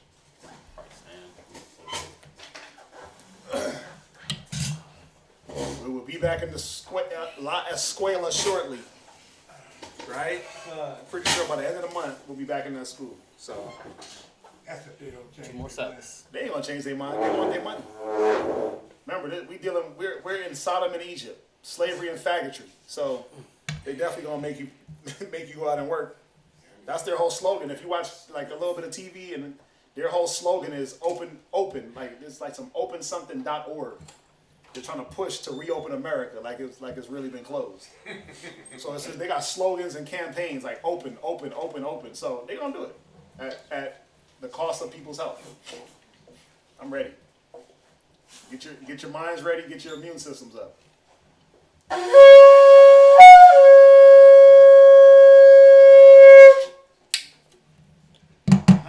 Samuel, Shabbat Shah, Yahweh, Ban Yashala. Samuel, Shabbat Shah, Yahweh, Ban Yashala. I might it. Right? Yahweh Shem Yashah Bakatham. Yahweh Shem Yahshai Brakatha. Get your immune systems ready. Huh? Yeah. So, hungry. I don't know why for some reason it decided to smash today. Hadn't been over there.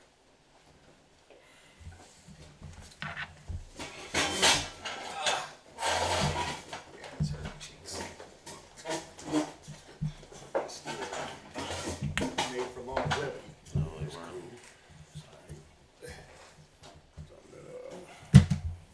So we're at Leviticus 10 and verse 18. Right. You're going to read to 11 and 17. Leviticus chapter 10, verse 18. Behold, the blood of it was not brought in within the holy place. Ye should indeed have eaten it in the holy place, as I commanded. And Aaron said unto Moses, Behold, this day have they offered their sin offering and their burnt offering before the Lord. And such things have befallen me. And if I had eaten the sin offering today, should it have been accepted in the sight of the Lord? And when Moses heard that, he was content. Leviticus chapter 11, verse 1. And the Lord spake unto Moses and to Aaron, saying unto them, Speak unto the children of Israel, saying, These are the beasts which ye shall eat among all the beasts that are on the earth. Whatsoever parted the hoof and is cloven-footed and chewed the cud among the beasts, that shall ye eat. Right. So, obviously, we know this chapter is going to go through and give us all the different animals from land, air, and sea that we can and can't eat. God. Cloven-footed, part the hoof, right? So if you look at a cow, if you look at a camel, if you look at a pig, they part the hoof, but then they have to chew the cud, which is what the cow does. The other two don't. Okay. Right? So there was reasonings behind the chewing of the cud. Who remembers what that's about? It's actually a cleansing process and a digestion process for the cows. Right. One stomach filters it, like Right. cleans it up basically, and then they spit it back up. And it's a constant cleaning process. Right. So by the time that cow's manure, basically, there was going to be no disease with that cow because they would chew up that food. The stomachs would purify it. They would chew it up, regurgitate, chew it up again. They would get all the toxins out in that purification process. So when you dealt with that animal, you wouldn't have to worry about what we went through the class on Wednesday about all the, and I didn't even bring out all the disease in the meat. When you go get a cow and they got a pus hole that big and they squeeze it and it's just all green pus coming out. And they cut that out the meat and they sell it to you like it was good. Shoot them up with everything. They shoot them up with everything. They got to hit them with antibiotics. We didn't have to do that. There was no antibiotics for cows in Moses' time. Why? Because we fed them the right diet. They did their purification process that the Most High created them to do, and we ate them. We ate clean meat. We ate good milk, right? Remember, we could milk a cow back then and drink that. Like, there was no pasteurization. Like, let's heat the milk up to a certain degree, then chill it, and then bottle it. We didn't have to do all that because we didn't have to, like, eggs. Who remembers back in the day leaving eggs on the counter? Remember that? Now, I know in Jamaica we used to do that. We never put no eggs in no fridge, right? I don't remember ever putting eggs into the fridge until I got to America. I drank milk from the cow. Uh-huh. There's milk you can drink. Raw milk, right? They call it raw milk, but now even the raw milk is killing people because of the diseases of the cows. But why do you have to refrigerate eggs to kill salmonella? Because they do something called egg brushing, where the conditions of the egg farm are so terrible. When the birds lay their eggs, they're dirty and filthy, so they got to go brush the eggs literally with a brush. They brush them, but in doing that, you brush away the defensive properties of that eggshell. Wow. There's something around that eggshell that prevents disease from getting in there. And then the chicken. My. And the chickens eat anything now. They feed them the corn, that corn diet to fatten them up real quick. So it starts with, I mean, obviously the earth is given into the hands of the wicked. The earth is defiled because of man.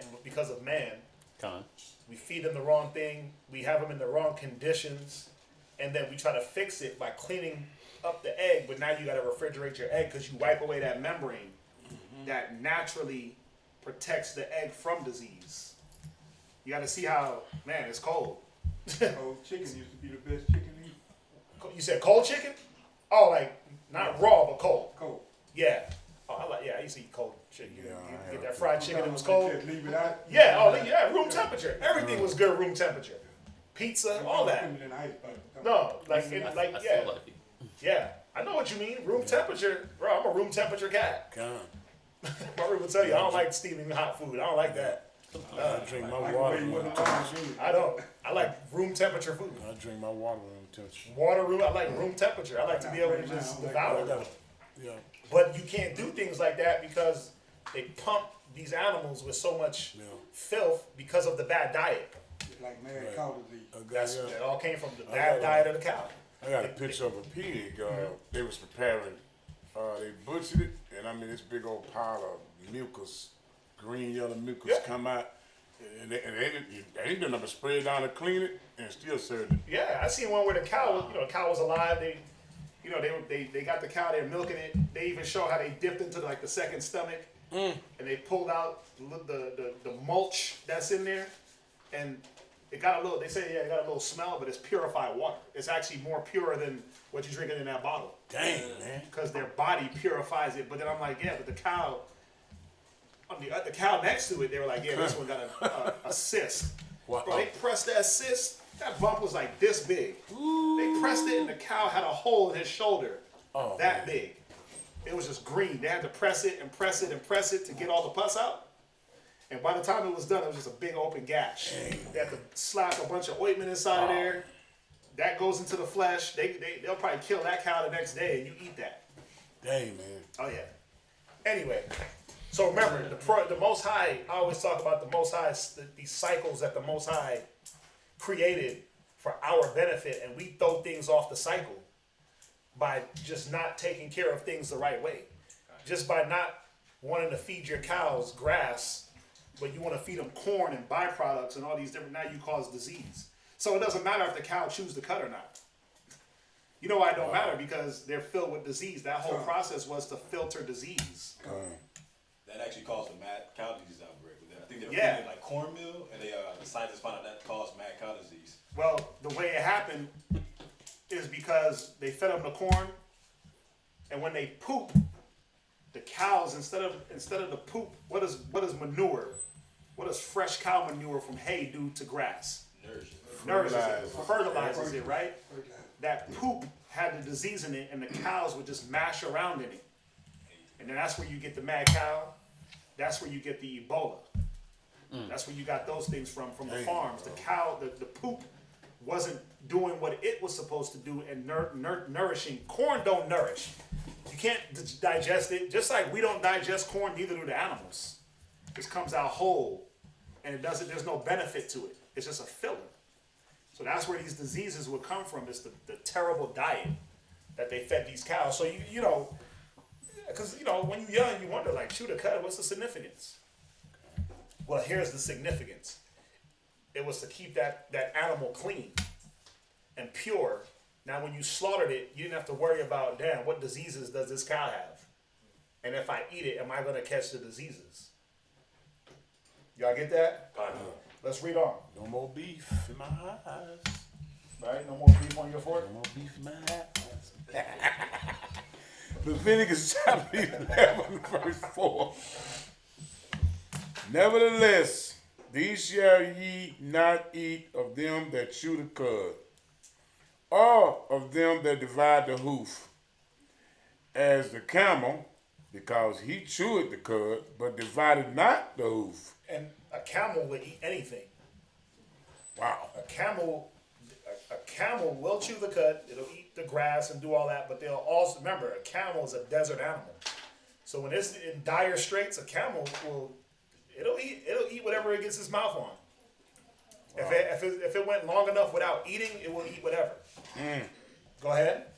He is unclean unto you. Verse 5.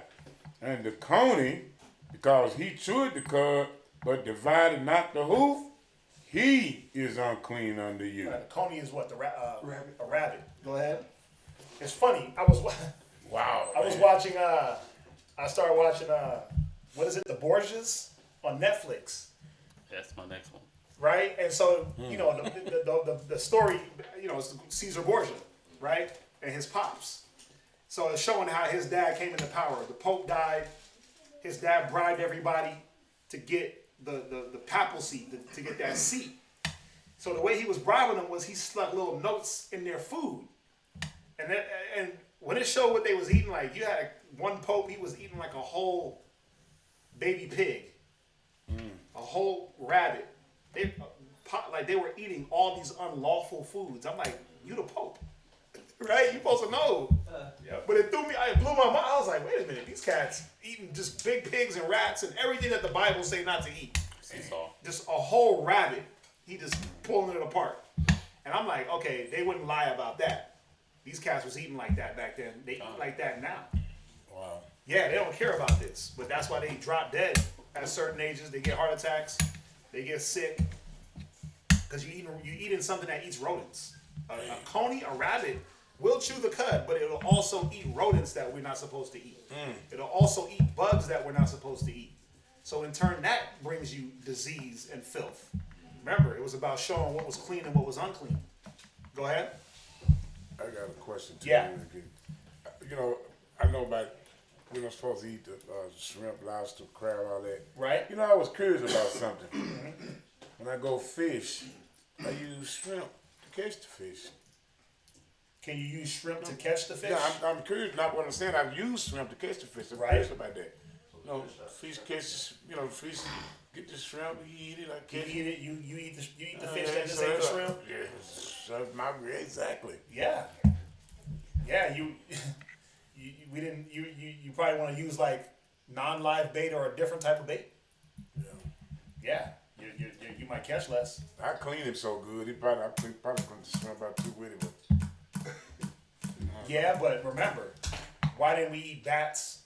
Why didn't we eat rats? Why didn't we eat things that ate rats like snakes? Right. Because of the disease that they carry. Right. A fish don't care about like cutting the vein out of a shrimp. That black vein that's filled with poop and disease. Right. Fish don't care about that. They just like, hey, it's food. Right. But it goes into their flesh, and then we eat the flesh. That's where the sickness be coming from. I never thought about it like that. Fish eat shrimp. We are what we eat. Yeah, I thought about it like that. What I may do now, I may just get those mullets, because they're mullets, and catch them. What about the worm? They can't eat worms. They got dead bait that looks like live bait. It moves even better. Yeah. They got bait that you hook that thing and it be. Yeah. As long as it moves, yeah. The mullets is good. As long as it moves, bro, them fish are trying to bite it. Yeah. You know. You know when you what do you call it, chum? Right. When you chum that lake or whatever. Right. That's just to bring the fish around you, but then they eat all that. That chum is what? Right. Just crabs and. And I got fake bait too that they go right after. Yeah, that's what I'm saying. Fake bait. Really, they come right after. fake bait. Yeah, that's some of the best bait. Yeah. You ever watch, what's the one where he goes and tries to get me and Noah watch all the time? That's a show where the dude tries to go get the monster fish. He'll go like all around the world. Huh? Not Deadliest like Lake Monsters or something yeah, like that. he speaks Spanish, he speaks French, but he'll go to like Peru and be knee deep in water. He just uses the fake bait, hooks it, and he catches things. It sit on this table, you'd be like, wow. He catches like 300-pound fish, man. Some monster teeth. Monster teeth, and yeah, it's crazy. So you can do it lawfully. There's ways Right. to, you can still do your But recreation. then the thing about it, when you catch majority of fish I catch sometimes is like sand trout. Well, when I catch one sand trout, he may be about that small. I just cut him up in the And bait. use him. Yeah. And they tear him up. Yeah. Yeah. Yeah, you They can be use coming in other fish for bait. thousands after them. Yeah. Cannibals, right? Look at that cannibalism. Anyway, go ahead, read it. Back Leviticus chapter 11, verse 4. Nevertheless, these shall ye not eat. No, I'm sorry, Shalaka. Leviticus chapter 11, verse 6. Right. And the hare, because he cheweth the cud, but divided not the hoof, he is unclean unto you. And the swine, though he divide the hoof, and be cloven footed, yet he cheweth not the cud, he is unclean to you. You got to look at these animals. There's no filtration process with them, especially not the pig. Their digestive tract is a 4-hour digestive tract, meaning what they eat 4 hours ago will digest and run through their system. There's no defense against disease. As far as they eat a poisonous snake, that poison is in their system. Now they have it built up to where they just won't die from it, but it's in the flesh of that animal. You go kill that animal, you eat it, you just ate that poisonous snake along with that tainted meat. Hey, dead dogs, everything. Yes. Listen, y'all ever seen Hannibal Lecter? Yep. You ever seen the one where they had the wild pigs, those big pigs, and they fed the people to those pigs? It was like Hannibal 3 or something like that.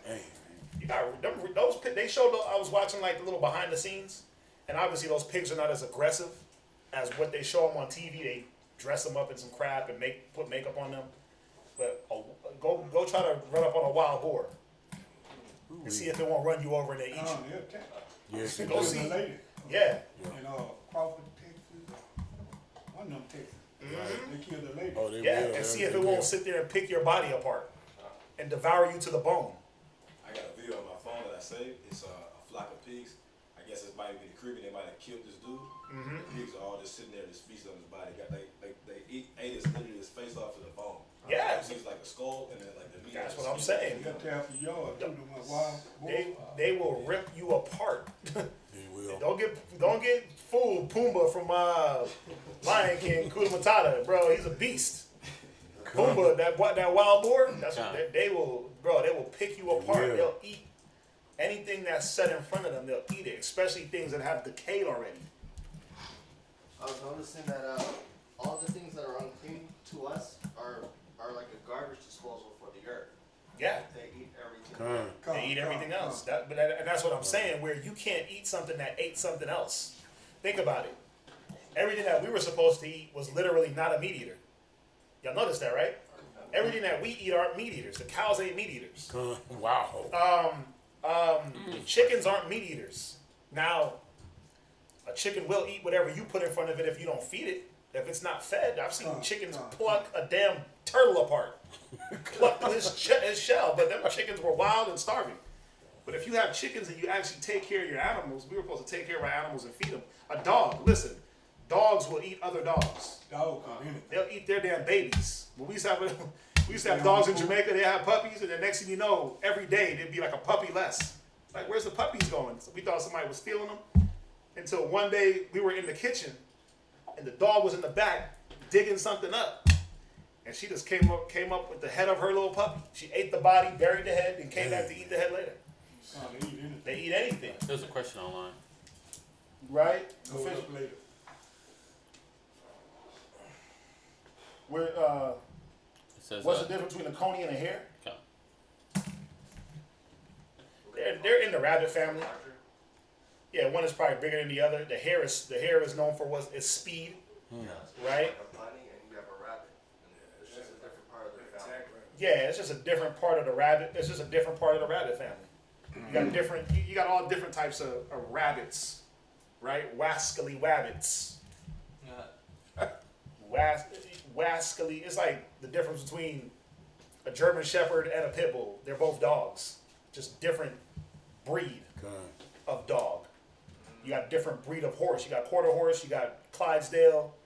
all the coney and the hare is just a different breed of the rabbit. But either way, we weren't supposed to eat any breed of rabbit. So your lucky rabbit's foot that they had you run around with in the 80s, that was off. Yeah. You sit there, like when you was in trouble, you sit there and rub it. You had it tied to your belt with that little, Had on remember that the little keychain? last chain? But it was that flimsy little keychain that unhooked. And you like, yeah, I can't lose my rabbit's foot, right? They had you breaking the law, man. And then, or back before that, my Annihilator Gators, and you running around with Gators on with your pink suit. Talking to my former pimps out there, right? You running around with your Gator Stacey Adams and your rabbit skins. You had a couple of pairs, right? You had that blue color, that teal. No, brown. Oh, you just had brown? Okay. See, I would have had them flat. I would have had colors like this, bro. These are the colors I would have had. Like these blues. Come on, man. Back in the 70s, that's what I would have been doing. 60s. Yeah, it would have been strong. Right? The shoe game. So yeah, that's the difference, man. It's just a different breed of a rabbit. Did anybody look it up?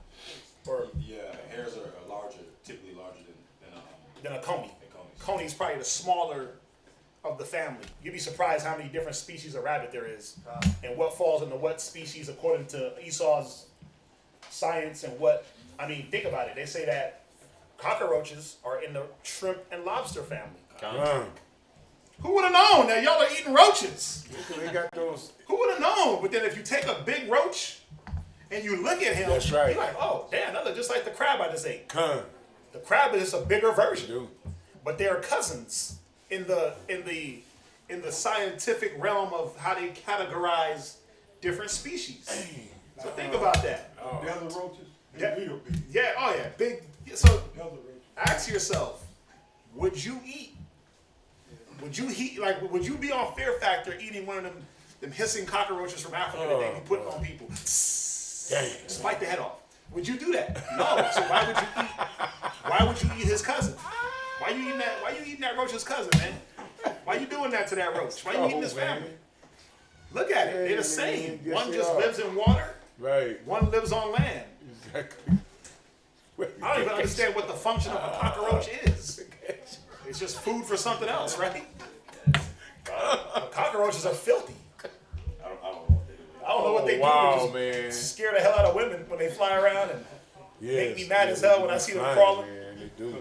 They scare the hell out of me. They do, bro. The flying ones, bro, I go for those. Like, Well, I seen. Ooh, hit them out the air. they big Bow! too. With a slipper. They big there. Yeah, I I hear seen. it. Oh man, I've seen some. I know air traffic control was helping that boy. Jesus, bro. What's up, man? How you said earlier about the cow, how they threw out the ecosystem with the feeding the cow cornmeal. You stripping those off the ecosystem in the ocean. That's why they had to shut down like 15 beaches in Galveston. Like I think it was like 2014. Yep. They said the there's water no- was too highly concentrated with fecal matter and waste. Yep. Because you're fishing out the stuff that filters the water. All that crab season that they Exactly. love to do, crab boils in Texas, they get that. They just go right to Galveston and all these little ports. They don't go nowhere extravagant. They listen in Colorado. They eat the crawdad. They call them crawdads. Y'all call them what here? Crawfish. Same damn thing. But you go to the creek. You go right to one of these bayous if you was hungry and you was eating that filth and just throw a net down and you would pull up turtles. You'll pull up them crawdads. It's nothing elegant. And niggas will really sit there and be like, Yep. like, what the hell are you doing? Now you know what it Like, is. you gotta suck the head because that's where all the juice is. Yeah, when you crack that skull back, right on the top of the head of that animal is where all the worms be at. Where the juice is. You ever crack open a crab Oh Lord, man. and that's see the worms that fish around in his body? Bro, all the baby worm, and then when you, oh, it's so good, right? Salty. Tastes like chicken, because everything tastes like chicken to the black man. Everything on lawful tastes like chicken. Alligator tastes like chicken. Shrimp tastes like chicken. Like how? Bullfrog. Bullfrogs taste. Oh, they call it in Jamaica. They call it frog spring chicken, right? They call it spring chicken. Yeah, I had me some spring chicken before. Ugh. I didn't know Dang, yeah. until after I ate the spring chicken. You didn't know? You couldn't tell? I was young. Oh man. I was no young, excuse. and I was at somebody else's family reunion, and then I was like, So you ate for conscience sake? No. nah, they was like, oh man, look, you get some of this chicken. And I was like hungry, ready to eat. And the sad part is it looks like a chicken wing. It looked like a chicken wing. But it was not fried really. up. You're not a real Jew, bro. Bro, I ate it. You can't tell the difference between chicken and frogs. Bro, again, I was young. I was young. God! Yeah, it was some pepper, huh? Hell yeah, you put hot sauce on that. Dip it all the way down, hot sauce, ranch. You gotta keep that in the back pocket. You know how Jews do it. He pulled out his own hot sauce. He had ranch on one side. Louisiana, what was it? Louisiana? Louisiana? See? I know. Nah, I didn't actually. That's how they get down. Yeah. That's how they get down. But then, you know, how you were talking about, like, with the crawfish and people sucking their head and all that stuff. It's just like you were talking about it when you're doing the health class. That slave eating. Yeah, bro. That slave eating. And then we add all the spices, all the sauce. You can make anything taste good with enough spice and seasoning. Yeah, you put enough make pepper. anything taste good. Enough pepper and salt, and you make poop taste good. That's what we've been great at, right? Turning something filthy into what we consider or call a delicacy. It's sad because the things that we call delicacies, man, Esau wasn't eating 100 years ago. Wow. Blue crabs and crab, that was peasant food. And then there was food shortages, and they were like, well, let's go into the ocean. Let's get these crabs. Then they made it into a delicacy, and, you know, Israel, quick to follow evil, we ran to that. There's nothing delicacy about watching someone eat crawfish with corn on the cob. The smell. The smell alone. Shoot, the way they die. The way you have to eat it. Huh. The way they kill it. They just boil it. You hear them screaming. You can't kill it. My mom used to make a lot of crab and gumbo. You gotta boil it alive because if you kill it, it instantly releases a bacteria and toxins that will kill you even if you kill it and then boil it. If you try to put it in the freezer, it still releases the same bacteria. It will kill you. That's why you have to boil it. You gotta boil it alive. Plus the meat gets tough. And you ain't boiling it for that long. You boil it a couple of seconds, a minute or two, just to kill it. Then you gotta throw it in the ice bath to keep the meat fresh. Like, it's insane. But I implore you, if you ever get the chance, you should never get the chance, but watch them pop off the top of that head of a crab. Just get a whole crab and have them pop off that head while it's alive, and you'll see the little swimmers that nobody's cleaning that out before they eat it. They boil it, it's boiled, they make that noise. You can see they it. Suck it down. They look like they just kind of been fused together. They just swim around in his brain. Yeah. And you talking about that's the best part. Mm-hmm. Anyway. My real looking at me, I just told her the most I said you didn't. She was up in Adam crabs, up in the crabs back in the day, boy. Cracking them with the knife with the She's like, cracker. why are you putting me on blast like that? Yeah, bro. Let's read on. It's okay. Leviticus chapter 11, verse 8. Of their flesh shall ye not eat, and their carcass shall ye not touch. They are unclean to you. These shall ye eat of all that are in the waters. Right, that was the pig's job. Was to clean up the dead carcasses, not you. You didn't go and deal with another dead animal. You let your cleanup vessel do that. That's what he was for. To go and eradicate varmint off of your farm and take care of other dead animals. You didn't mess with that. You didn't mess with these unclean animals. I'm glad you said that because I had an aunt I was trying to share with her about the pig and about that eating. And her next word come out of her mouth was, well, everything God made is good. And I said, well, yeah, everything God is made is good for his purpose. Yeah. When he made that pig eat up garbage, that was a good thing he done. God made so that. You saying that everything God made is good, you're right. I mean, I went to another phase with it too. But I ain't gonna go there because like God, when he created us, he gave us a colon too, didn't he? Is that good to eat? That was good he gave us a colon. Right. You know? Yeah, so it's for a purpose. She still didn't want to get it though. So all right, she dead and gone now. But yeah. She didn't get it. Probably from eating all that bad food. Yes, because she just passed. Yeah. All that bad food. Our people, you know, it's just sad that we got to learn the bad, long lesson. You know, though judgment is not executed speedily, is set in the hearts of men to do wickedly. And it's sad that you got to be taken out your whole life by heart disease. Like, you got to struggle with heart disease for 30 years before you realize, damn, it was my diet. You got to struggle with hypertension and gout and arthritis. You shouldn't be 20 years old with arthritis. But when you eat these foods, that's what happens. We're gonna say too, and it affects your spirit too, because they got studies that show that high fructose corn syrup is directly correlated to like kids with ADD and ADHD, and it carries a spirit because like even when I first came to the truth, like I would go to the gym and I would stop at like Chili's or somewhere, and I would ask my mom, "Hey mom, you and Rachel want some to eat my little sister?" She would like get mad to the point where she finna lose her so-called salvation if I say, "I'm not buying you shrimp, I'm buying you what's lawful." Coming out my So it's like it carries a spirit when they get mad at you, like being like, I'm buying you food, you trying to get mad at me because I'm saying I'm not going to buy you something that's going to kill you. What kind of like, that's idiocy. I don't be mad at people. But that's our people. They want to die. They want to die. And they're dying so slow, but now it's speeding up, you know. But the good thing is, man, there's a new generation that's ushering in the keeping of these laws. So it's getting better. You know, it is getting better. You know, I do thank the Most High for the zealots that just be about the law because they push the law. Right? They be on it. Is that got pork in it? They checking every ingredient. Right? Every ingredient gets checked before they eat. I mean, I get it. You know, obviously there got to be other things coupled with that, but we usher in a new time, man. We are the standard that ushers in and shows the ones before and after us the importance of this. Yes, sir. Go ahead. Leviticus chapter 11, verse 9. These shall ye eat of all that are in the waters.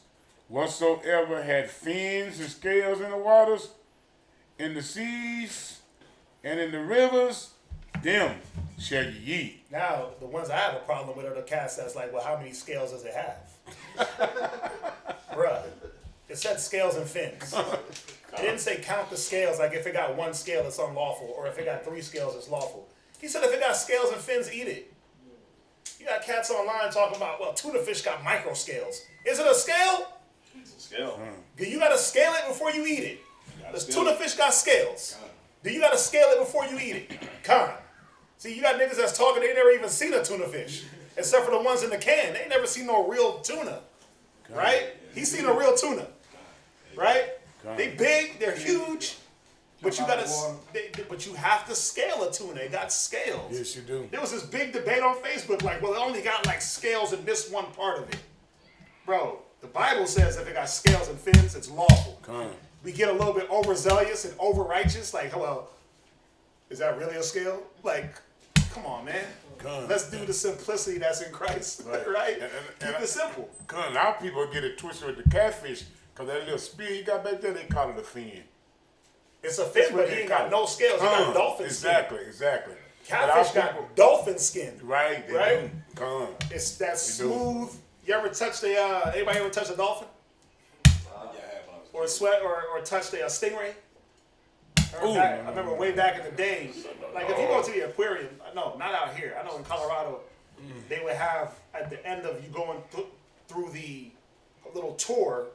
Right at the end, they had a whole just pond that you could just walk up, you take the food, you put it in between your knuckles, you put your finger in the water, and the stingray would just come and grab the food at your hand. Like you take a little anchovy or a fish, and you put it in, and he just come and grab it. And then they come, they let you pet them and do all that stuff. But they feel like this. They feel spongy and smooth. You ain't supposed to eat that. They ain't got no. They got fins because they breathe through fins, but they ain't got no scales. Right? Yeah, them stingrays, they're a docile creature, but go ask Steve Irwin. One of them put a barb through his heart. But he was dealing with a mat. That wasn't no bit, like, bro, that stingray that killed him was almost the size of this table. And that barb was like 6 feet long. Like that. So when that thing raised up and hit him right in the heart, and went through, like, it was a big stingray. It wasn't something small. You got small stingrays. It was a big stingray that hit him. In Australia, when you go out there and wherever he was, he's not dealing with nothing small. He's dealing with everything poisonous. That was a big stingray. They said the barb was 6 feet tall, 6 feet long. I'm 6 feet tall. So imagine an animal with a tail 6 feet long. Right. You said, well, who will pity a charmer when he's bitten? When I heard that, I was like, nigga, you chasing poisonous snakes. I'm surprised you didn't get ate by one of them. You know what I'm saying? I thought when I heard he died, I was like, damn, a crocodile finally. Crocodile finally bit him, right? Damn. Yeah, but a stingray, one of the. I was disappointed. One of the most like stick I like. was disappointed. Yeah, we caught one out there a few months ago. He was like this, man. Yeah. And when he come up there, I went on this side. I said, y'all hand him. I'm not going near him because if he hits you, you going to the emergency Oh room. yeah, that barb. You going. that barb would spring up, bow, and it's jagged on the edge. So you try to pull it out, and it's just ripping you apart. Yes. Yeah, bro. Nature got away. Most High. But you got cats that are trying to eat that. There was a reason why that thing was built like that. Don't eat that. So, you know, the same thing with these catfish. They got the same. It's the same type of texture of skin. Dolphins, shark, Right. eels, Right. orchids, right? Killer whales. You're not supposed to eat these things. And since you mentioned that, you know how y'all was comparing the shrimp and the cockroach with those antennas. Right. Well, take a good look at the catfish. Yeah. Got those deals too. Got the same little tentacles that smell around and Right. feel for things. Somebody in there? Yeah. It's Go a to the one doc. upstairs. Yeah, go upstairs. Go ahead, read on. Okay, we're in Leviticus chapter 11, verse 10. Is tilapia unlawful? Does it have skins and fins? Does it have skins and fins?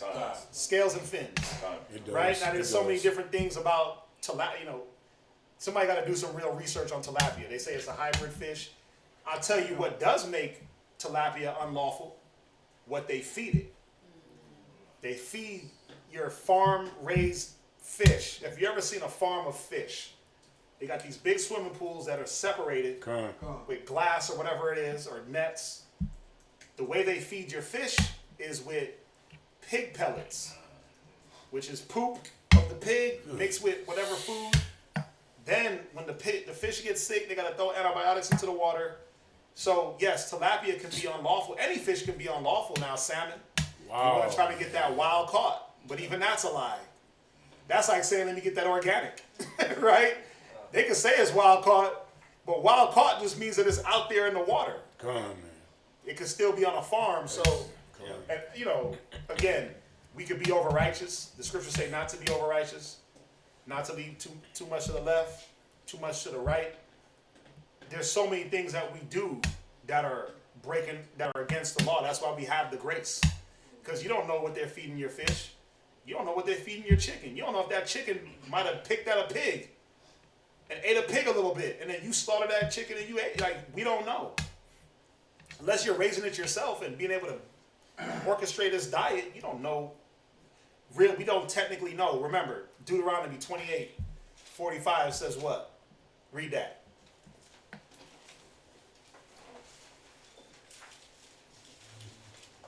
Deuteronomy 28:45. Deuteronomy chapter 28 and verse 45. Right? Is that it? Yeah.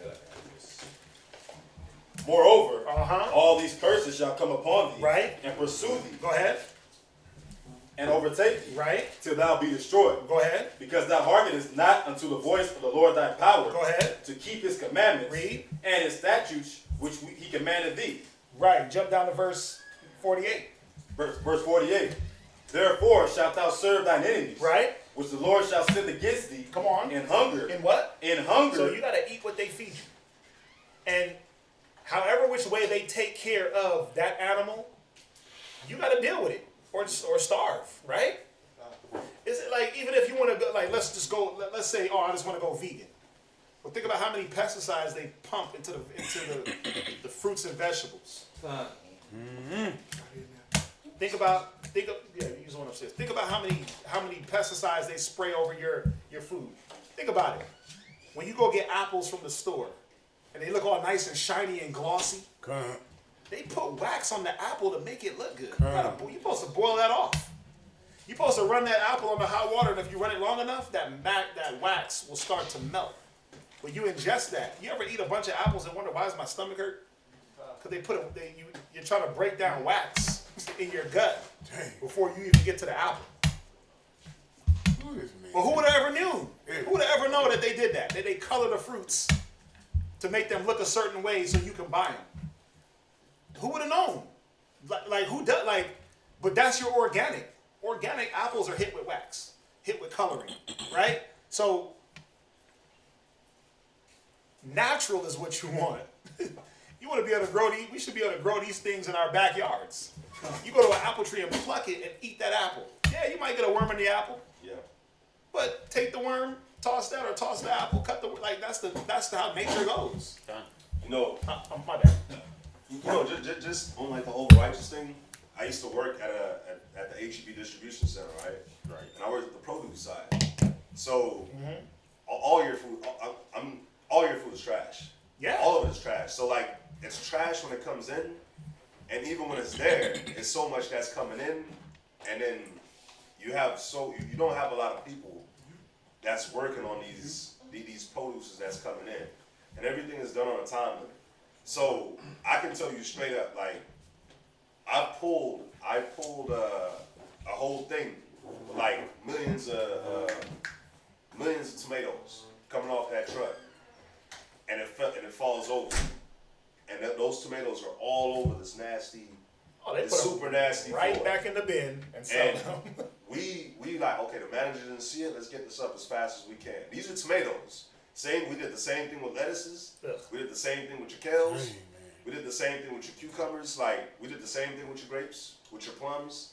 And if it falls off, and the manager's like, oh, y'all were the ones pulling it off, and it falls on us. So you could probably lose your job. So we put it back up. We put it back in the boxes. We put it back in the thing, like, so you wouldn't even know.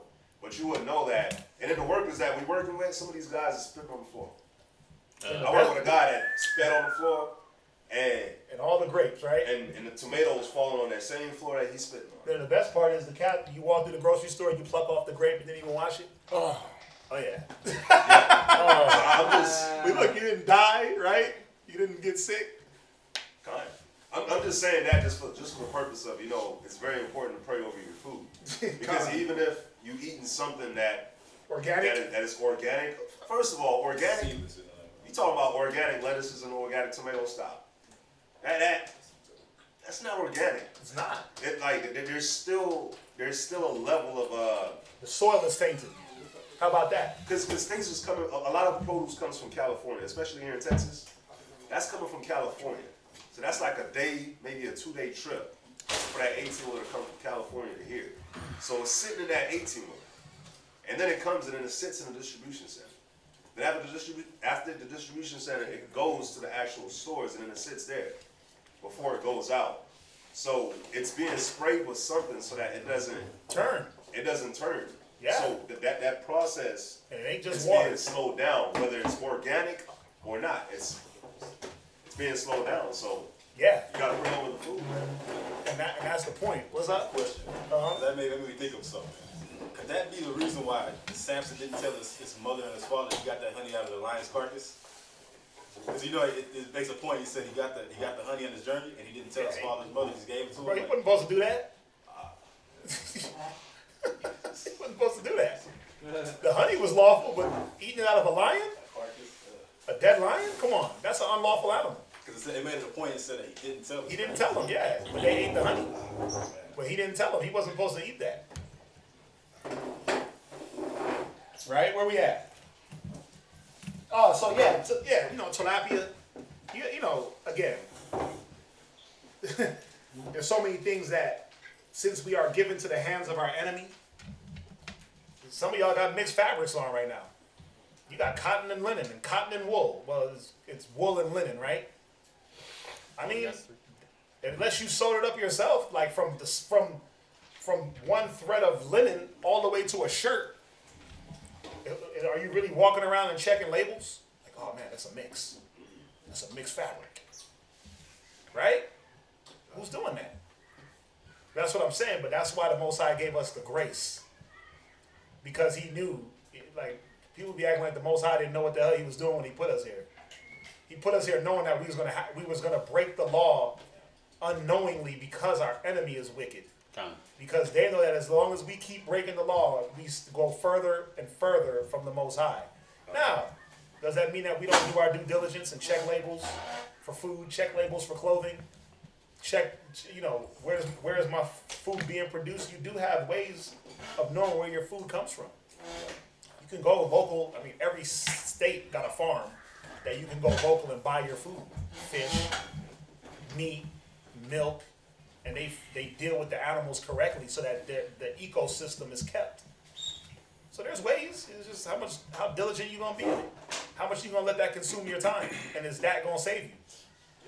Some people is real hard up on that, and they think like the way they eat is gonna save them. No, they ain't got nothing to do with it. They don't got nothing. He said you can drink poison and live. There's gonna be a time, right? Kind of. You'll drink the poison of serpents and live. We already doing it. All your Kool-Aid, that's poison. Fast food, poison. So it's all that beer, liquor, man. Listen, it's all poison. You know how you feel when you drink that one beer? Body just turns into, you just go from 20 years old to 50 years old real quick after one sip. Like, damn, why is the beer making me feel like this? Why is the drink making, it's poison. But you still haven't died. It's really about managing how much you let those things get into your body. So tilapia, I don't eat it.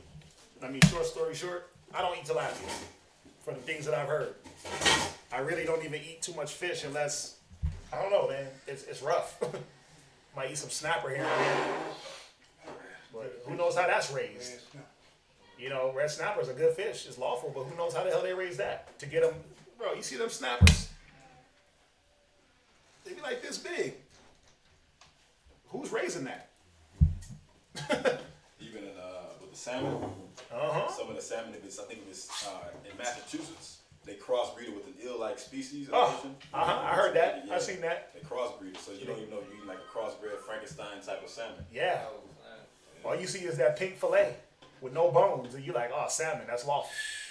So, again, not being super technical, it goes like this. Let me show y'all this. How many people been in here? How many people in here been to Benihana's? Been to Benihana? I've been to Benihana a few times. Yeah. Right? Now, Benihana is a restaurant where little old Moab, he be tossing it up, right? Right. He'll cook the rice. Cooking in front of you. Cook right in front of you. You got the whole, like a table just like this, and it's a grill.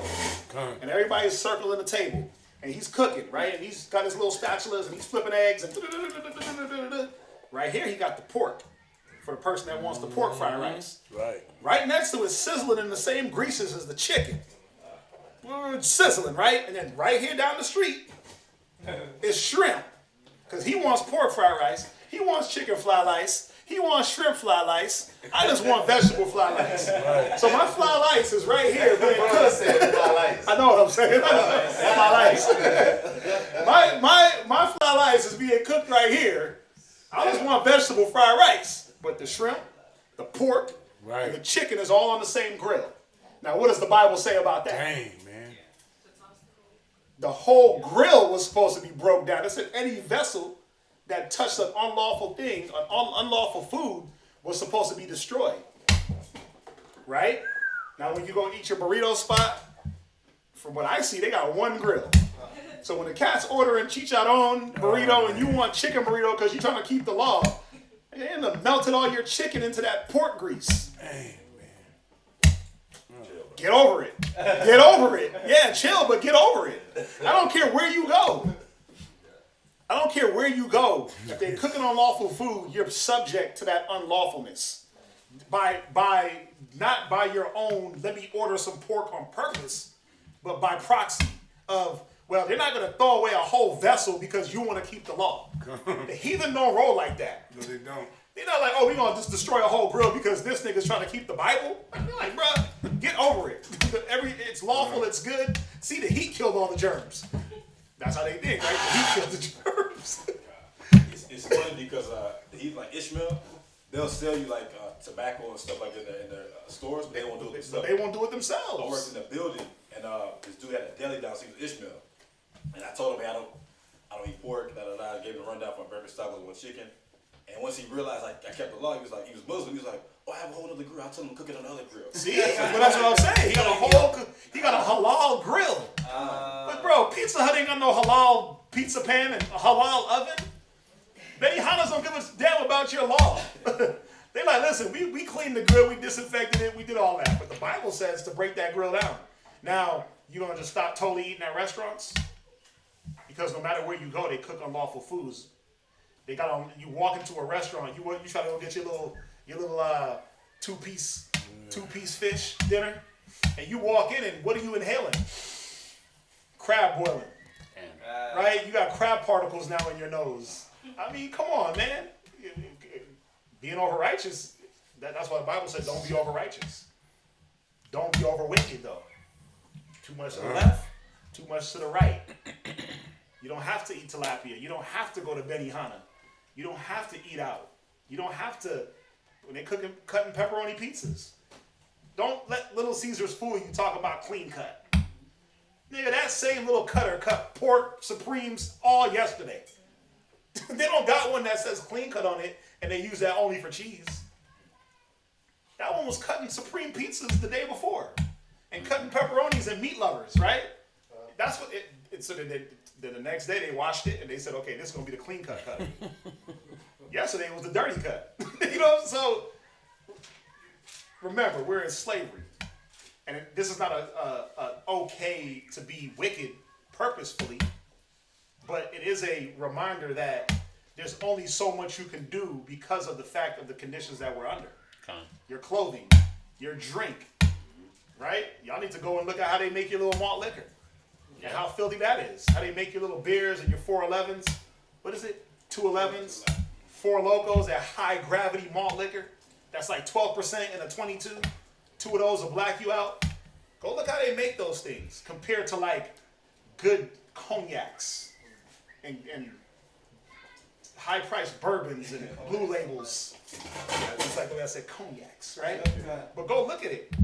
It's poison, man. Triple distilled liquor and hops. Come on, man. It's poisonous. Even the hops. Even the way they filter some beers, they do it through unlawful bladder of certain animals. Oh, yeah. Yeah, that's why you got to now go on a little app. There's a little website you can go to and check if your beer is, if it's, right. What is it called? Barnivore.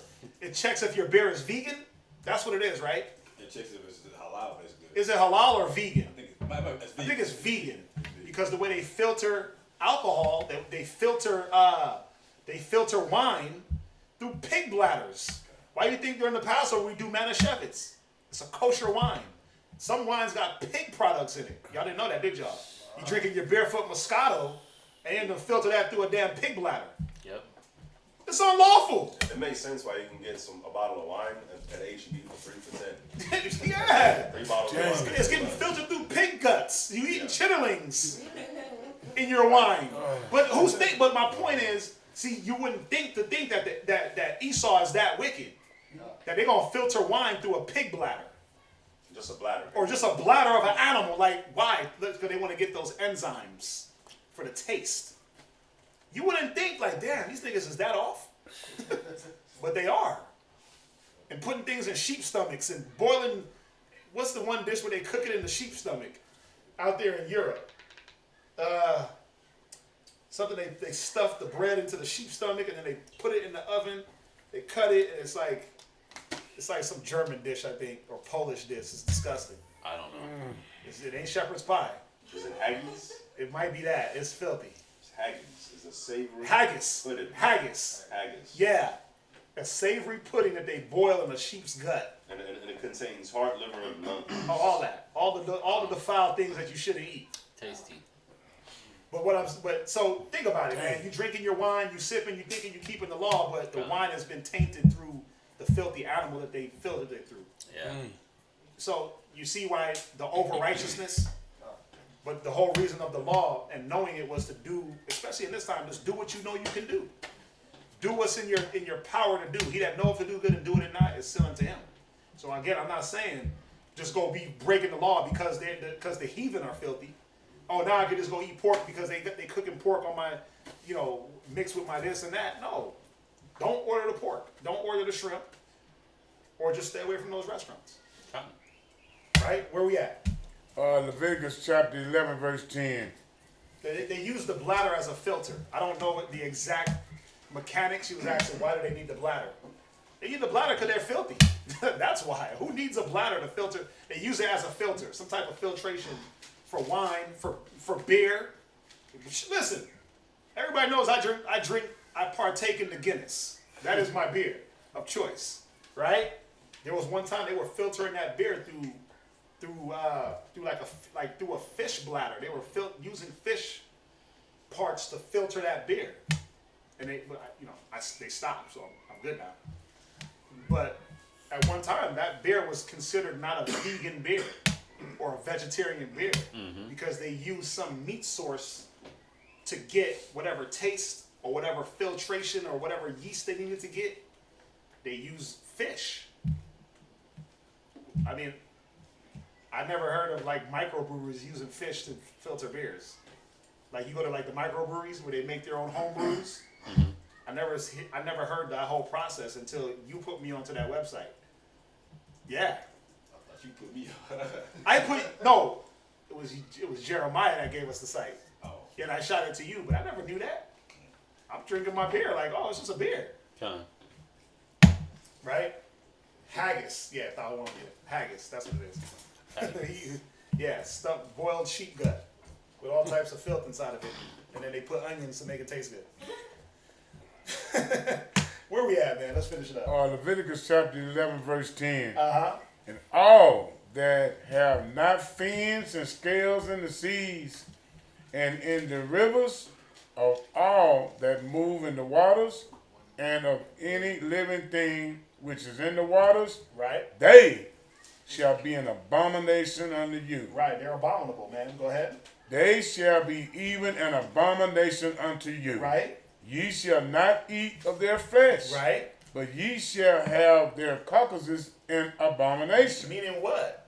It was an abomination to toss the good old pigskin. That's an abomination. It's an abomination. Oh, I gotta go get my stingray boots. Yep. With my matching belt. Man. Issachar loves that. Oh, my ostrich skin purse. Yep. Oh, my ostrich, my gator seats. Like y'all ain't crap because y'all ain't got that ostrich skin. Like, But think about the things that our people relished in. Think about like I was talking about the pimp days, right? Stacey Adams, all different colors, and right. It was about my gators, right? Y'all know that era, right? We got some brothers in here from that era. I know a little bit about that. I mean, I ain't that young, but the gators, right? Unlawful. Issachar coming through with the ostrich, unlawful. With the stingray, like niggas will really have a stingray on the belt, a real stingray. Yeah. And like, yeah, and they charge you $300, $400, $500 for this stingray belt or stingray boots. Like, man, what material is that? Stingray. Like, damn, really? Y'all just wearing the dolphins and stingrays now? What's that? Snakeskin, right? That was the first little thing. Snakeskin. Chinchillas, right? Y'all ever see a chinchilla fur coat?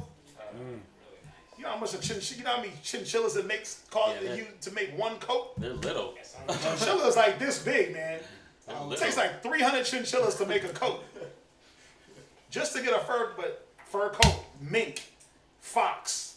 Those were that's what Esau put as what? The luxury wear. Like, remember back in the days, a woman, she would have that fox with the actual head on one shoulder and the tail on the other. You're like, damn, she's wearing a real fox. Right? With the hat, right? With the tail. Raccoon hat. Raccoon hat, right? What's the hunter? Daniel Boone? No. Yeah, he wear that. No, he's like a folklore type. Yeah, he was like a mythical type of character, like a Crocodile Dundee when he wore the hat. Okay. Damn, what's his name? Davy Crockett. Yes, he rocked the little raccoon hat. Probably had his Elmer Fudd. Yeah, he had the travel hat. It was probably unlawful. He probably had some rabbit fur line inside of it, right? But they pushed all these things to our people, and then what? We want minks and furs, right? But it's unlawful. You said you had their carcass an abomination. You weren't supposed to wear that. What's that? So the way they get the fur off of foxes and bring it out. they skin them alive. Yeah, they have to. So they can't just kill it, and the blood gets on the fur because then the fur is messed up. Yeah. So the way they do it is they beat it. They beat it in the head with something, and like one object, and lay it out. Yeah. And then like when the animal's like dying, they skin them. They skin it while it's alive. So after they take the skin off, this animal will still be alive, and you can see the animal just moving around. Yeah, just moving around. Yeah, like that's why Peter. That's why Peter. Yeah. That's why Peter was so big on furs and the animal cruelty, because the way they went and got the fur, bro, it was so inhumane. Right. It was so inhumane. It wasn't funny. You killing animals and skinning them alive, and the amount of chinchillas. Like a chinchilla's a nice little looking little animal. It almost looks like a baby little rat, but just real furry and real soft. Yeah. But the amount of chinchilla it took to make one hat, you'd be amazed. But the point was, Esau and the nations, they fed that to our people like that was the status quo. A leather belt made of snakeskin boots, right? Alligator hat, alligator shoes, mink furs. Those were the things. And then you could put them in your car and put your little tushy on it, right? You could wear it. But the scriptures say you're not supposed to wear those things. You're not supposed to wear those fur, those skins. Them skins ain't supposed to touch your skin. Carcasses you ain't supposed to mess with. You had the cleanup tools of your farm to deal with carcasses, which was the pig. The pig ran through and just ate dead everything. All right? Or vultures would come down and eat dead whatever. Y'all see that? It was unlawful to mess with the carcasses, but could they like use the furs? Like when they said, what's his name? John? Camel's hair? Right. Now if you be technical about that, and we spoke to Yeshaya about this one. When you deal with that, it didn't say remember there was furs and there was hair. Now we dealt with furs that were lawful, like when it said ram's furs dyed red. So that was the fur along with the skin attached to the fur. John dealt with the hair that was woven into the garment. He wore the hairs.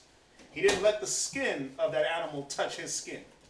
So the way Yeshaya was bringing that out was that they wove the camel's hair, because we know that camel is unlawful, but they wove the camel's hair into a garment. You see what I'm saying? No, I mean if they wanted to use like a different animal for the fur, if they didn't take the actual carcass of it, could they still use the fur the same way they used the camel's? Well, John the Baptist did it. Now, how he got that made and all that, that's a different story. Now, we know we ain't supposed to be messing with the carcasses, right? It'll make you unclean.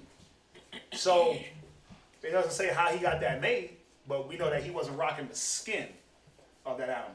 But John the Baptist did it. Yeah. So I'm not going to say that it's, mind you, I'm not saying to go out and rock camel. Like, what's the point? Like, I got a camel, like, come on. Or horse fur, right? You got sisters running around with damn horse hair back in the day. And it ain't even that no more. It's synthetic. We know that. But, you gotta just ask yourself, what's the point of me having to go rock camel? Or when there's other lawful, like if it's about staying warm, there's other lawful ways to do it. Go get you a shearling. They call it a shearling with the sheep's fur, right? It's real nice and thick with the nice leather. They got the fur that wraps around the edges, and bruh, it's a beautiful winter coat. Yeah, that's what I was thinking. Like back in the day when brothers was like living in Russia and stuff, how was they staying warm? They in these in these different places. Yeah. Yeah, I mean, I'm pretty sure they were doing as the Russians did, and however, when you say brothers, who do you mean? You just talking about people that's there? No, I mean Israel. Oh, That was living in these places. we had means. I mean, remember, Israel wasn't hot year round. It gets cold. It gets cold in those deserts, the rainy season. No, I mean when they was actually dispersed, living in places like Russia where they got sub-zero temperatures and stuff like that. They had a way, because camel fur wasn't gonna keep you warm. They was definitely rocking like sheepskins. Oh yeah. And things like that to keep warm. That's Something gonna be woolly. more, something woolly. We definitely dealt with the wool. Remember, that's why we had the wool. That was the functionality of the wool, was to keep you warm. So I'm pretty sure they slayed a wool and made a garment out of that. Yeah. What was that? No, I just thought about, like how you were saying, how they make these stuff expensive. Yeah. The scripture about man, like folly is setting great dignity. Yeah. So when you talk about chinchilla, The scripture then.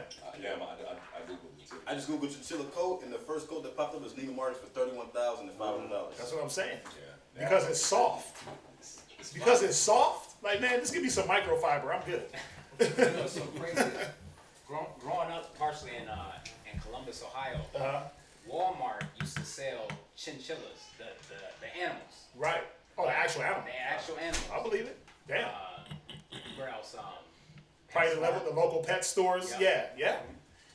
But now you ain't gonna get no chinchilla. They're first of all, they're halfway extinct.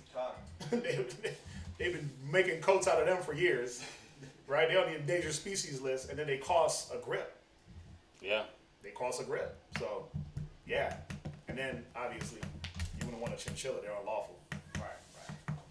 Right? That's like the rabbit family, I think. That's another little rabbit. So chinchillas, yeah, but I think it's from like the rabbit family.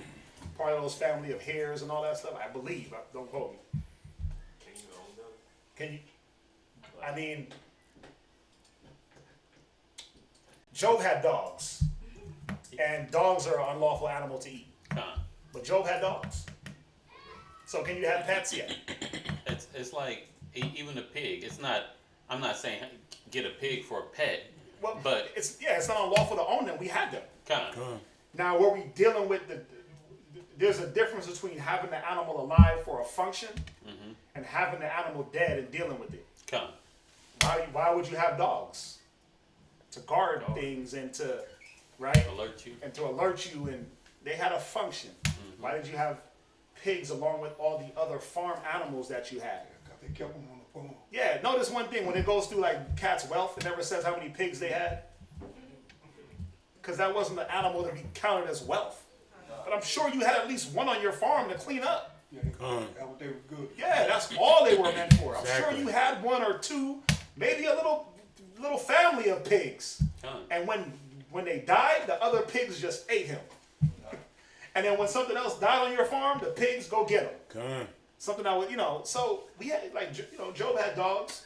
Yeah, we could have pets. I had a dog. I've had pit bulls and other little dogs, and I've had fish. I mean, think about it. When you have fish, when you have a fish tank, to keep your fish tank clean, you have to have lawful fish in there. Yeah. You got to have a Placosimus, right? Or a Placo, they call it. It's a catfish or a sucker fish. It just sucks the poop out of the damn dirt. That's all it does is sit there and just suck on poop all day. And all the filth and algae out of the tank, it keeps the tank clean. And keeps the glass clean. So if you want to own fish and keep your tank clean, you got to have a unlawful fish in there. Remember, this is talking about what we supposed to eat and not eat. Y'all see that? Remember, Job had dogs. Dogs are unlawful to eat. So yeah, you can have pets. Everybody get that, right? Right. Anything else? I'm glad y'all asking the questions because it's good to get it clear. Job was a man that kept the law. He said he had dogs. So he had pets. He wouldn't let Esau lay with him. He had dogs that he wouldn't even let Esau lay with, right? He said, I wouldn't let them lay with the dogs of my flock. So, yeah, man. He was looking out for his animal. The dogs next to Esau, bro. That dog would be molested. That's why the ocean is in the condition too, a lot of this in too, because they pulling all of what cleans it up out of there. Yeah, and that's all it really is. They mess up the ecosystem. Yeah, if you look at what's going on with this whole lockdown, they talk about the pollution. And they got a beach in North Carolina. They said that the beach is filled with rare shells. You put that story? Yeah, with rare seashells. Why? Because there's nobody going out there and plucking them up out the sand. This whole beach just looks like one of those disco balls. Wow. Because it's just all these seashells. They said they're rare and exotic, just on the sand, just sitting there, and the sun is hitting them. It looks nice. The pollution, the water is clearing up. The pollution. And you seen the one where the lions are in Africa? They just laying in the streets. They just chilling. Why? Because the white man ain't out there filthing up the earth. The white man ain't out there polluting everything. Look at all the Barakatah Yahweh Ba'ashem Yahushai. Look at the meat plants, 10 of them shut down. Now, I feel sorry for the people that lost their jobs, but all that unlawfulness got to stop. One of the ones that shut down was the #1 supplier in the U.S. of pork. It was a pork packing plant. Shut down. So there's something that has come from it. And, you know, it's funny, I was on the phone with Zion and REI last night, and we were talking about just getting just a little glimpse of what the Most High has done, of what we're going to be getting for the future in the kingdom, man. This is just a little inkling, a sliver, right? If you didn't have hope before, you should have a little hope now that, damn, when the saints of the Most High are in the kingdom, the whole earth is at rest. Even the trees rejoice. Yeah, that's why that's the scripture I was thinking about, like the trees rejoicing and the oceans and everything, like being happy because of the devil falling. Yep. The work, bro. But I mean, look at it. No, like less pollution. The earth, the oceans are retransformed. And look at it. Took 30 days. So I'm thinking like, man, they need to put niggas on lockdown every 6 months. Keep the earth in balance. But we know that ain't gonna happen because they care more about their money and their industry than they do this earth. Can you eat cats? No, you cannot eat cats of any sort. Come on, man. Can't eat lions. You can't eat felines. You can't eat your everyday house cat. Yeah, we know Denzel did it. Remember, cats don't chew the cud. They don't, and they're not cloven hooves. Cats have paws.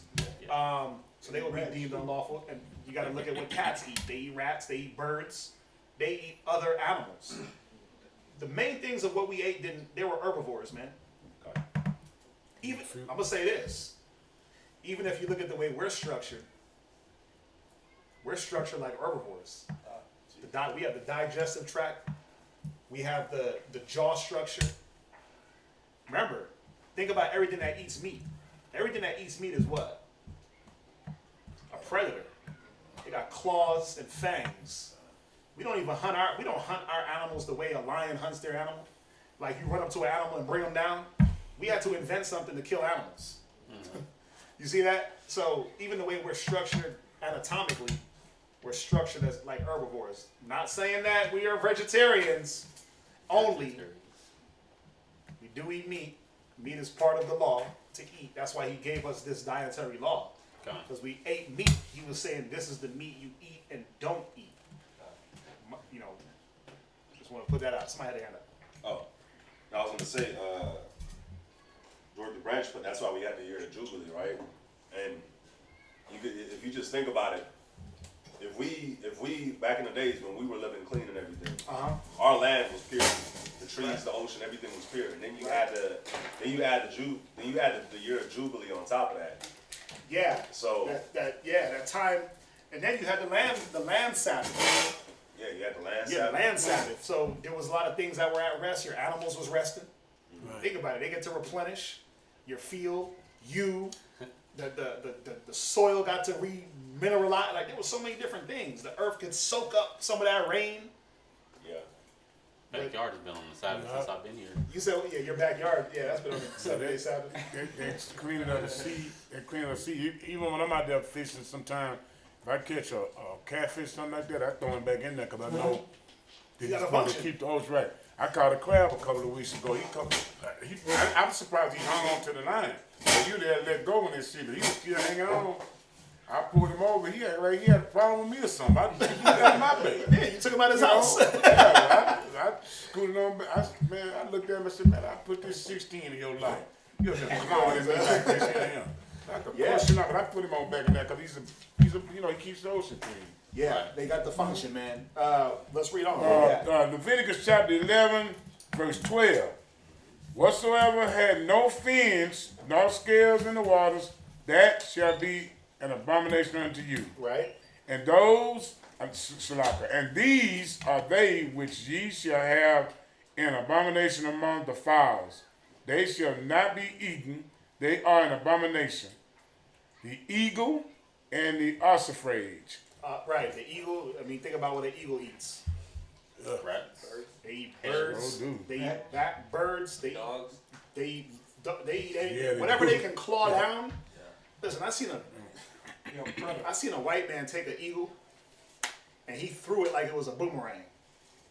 But he didn't really throw it. He just sent the eagle off, and the eagle clawed a deer, and flew this deer. And the white man ran and came and strangled the deer down, right? But I'm like, dude, like anybody ever see an eagle up close? Bro, they that are. wingspan is like Yes. from here to here. It's, Yes. I remember back in the day when they would Yes. bring the eagles to the schools. Yeah. Remember that? And the dude would have the little glove on and he would let the eagle fly from one side to the other. But when that thing started flapping his wings and you thought you was in like Wind World or whatever, Tell you. bro, he would just let it do this and the wind from the wings. And you like, let an eagle can lift a human off the ground if it wanted to. Like Jermaine, you kind of light. He could get you. Hit you by them shoulders, bro. He lift you off. You out of here. Your boys, bro, he get them boys out of here, man. Them eagles, they're strong animals, but Hey, they have videos of that. yeah, them just lifting people and lifting animals. But they'll dip into that ocean.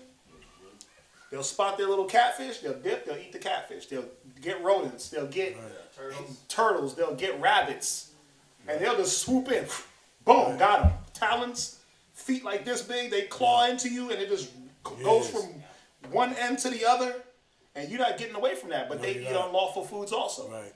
I know that. Somebody posted a video of an eagle online. This thing look huge. I can't tell if it's fake or not, but it looked like the size of a car almost. Bro, Like, eagles are not small. They're not. Eagles ain't small. Right. And you know, when you're a kid, things look bigger. So maybe it was bigger than what now. But I think now, even if you put an eagle would sit about maybe this high. Right. A full-grown eagle would sit about this high. Right. And when it spread out them wings, bro, it's probably as long as this table. Right. Oh, I see. And them and remember when the dude is hanging on like or putting it on his arm, those talons are wrapping around like an eagle's talons. They're bigger than my hands, and it's just one long talon and one long, and then they're bigger. Gotcha. They're bigger than what you would see because again you're used to seeing them on TV, right? They're flying in the sky but up close. It's a beautiful animal. Right. I seen a buzzard this tall before out in the country. A buzzard? What's that? That he dead. Anything dead. Oh, anything He don't like want a vulture? Right. Yeah. That's all he want. Dead. Listen, even vultures. Yeah, he was that tall. Those are not small birds. They're big Yeah. birds with big faces and big Yes. beaks. They're TV makes things look a little bit Right. smaller than what you think. Like, oh, eagle. Oh, a raccoon. Like, who we came to face to face with a full-grown raccoon. Bro, they're not small little they're cats. not. They're not little cat-like animals. And we'll get with you. Bro, their paws are like my hand and they're big, full-grown. I remember one time I went, when I was living in Colorado, you see them a lot. And, man, I went to go throw my trash out. And I lived like by a wooded little area. It's funny, it was the city, but it was a wooded little area. Bro, I pulled that trash can door and all these raccoons just stopped and looked at me. And I was like, y'all can have it. I threw that bag, I was gone because they were so big. And when they, Right. they got rabies. When they attack, They do. and they had little babies with them. So when I seen the babies, I was like, oh, I'm not messing with this. Because they'll come for you. And they'll chase you, and they'll bite you, and they'll kill you. You ever seen a ball cat? Yeah, I've seen a bobcat, yes. You see those things, like in Colorado, you'll see the bobcats, you'll see the deer. I used to look out my window and just see deers crossing the street. They be getting hit by cars. We might have one going in Say California. about like 3 feet tall. Yeah, bro. About 3 feet tall is an eagle, full grown. Right? About 3.3. Bro, that's half my height, so it's up to my waist. About my hips. So that's about here. Right? That From the is. table That to is. here, that's about here. So that's about the size of Noah.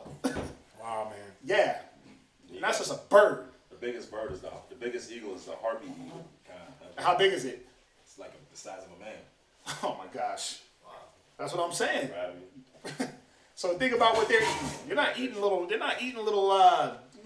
little rabbits. They're picking off humans. Yeah. They pick up the big animals, they bring them up, and then they just drop them. Let them crash. Yeah. Come on. And then when they eat them. That's hilarious. Yeah, man. Yeah, you gotta watch I watch a lot of documentaries with the nature, and I watch like the eagles, how they survive in the wild and they fight each other. It's a good thing to watch. It's beautiful. I love nature, but yeah, there's a reason why the Most High said don't eat these animals. So the eagle you can't eat. What else? The osprey, right? These are just that's like a hawk. You didn't want to eat a hawk. You got to understand. Remember, it's about what they eat. Go ahead. Leviticus chapter 11, verse 13, last precept, and the osprey. Verse 14, and the vulture. We know why we don't eat the vulture, right? They can eat the decaying meat. They have the enzymes in their gut to break down decay and dead meat and dead animals. Just like hyenas, they eat carcasses. You don't want to mess with that. And a vulture goes 4 feet tall. Wow. Are you serious? Yeah, I'm telling you, Bro, I saw them yeah, right there. those are some big birds. Kind. By my house. Those are some big birds. He's a roadkill. Yeah, Yeah, they come around That's here all too. they want. I ain't seen no Some 4-foot vulture. Yeah, I done seen them that tall. Bro, a 4-foot vulture is like right here. Yeah. Well, you think about like they be like this, but then Yeah, if they but- go like raise this, up, there Yeah, you go. that's true. That's right, there you go. There you go. That's true. Go ahead. Verse 14, and the vulture and the kite after his kind, every raven after his kind, and the owl and the nighthawk and the cuckoo and the hawk after his kind. Right, all rodent eaters. They eat, owls eat bats. They eat, ravens eat bats, rats, rodents. Go ahead. And the little owl and the cormorant and the great owl. That's it. That's it. Okay. We need one more reader. Oh man. Come on.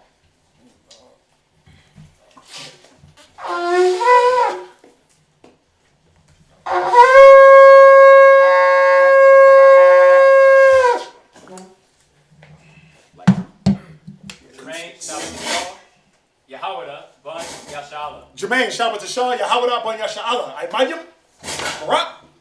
Yahweh Ba'Shem, Yahweh Shai Brakatham. Yahweh Ba'Shem Yahweh Shai Brakatham.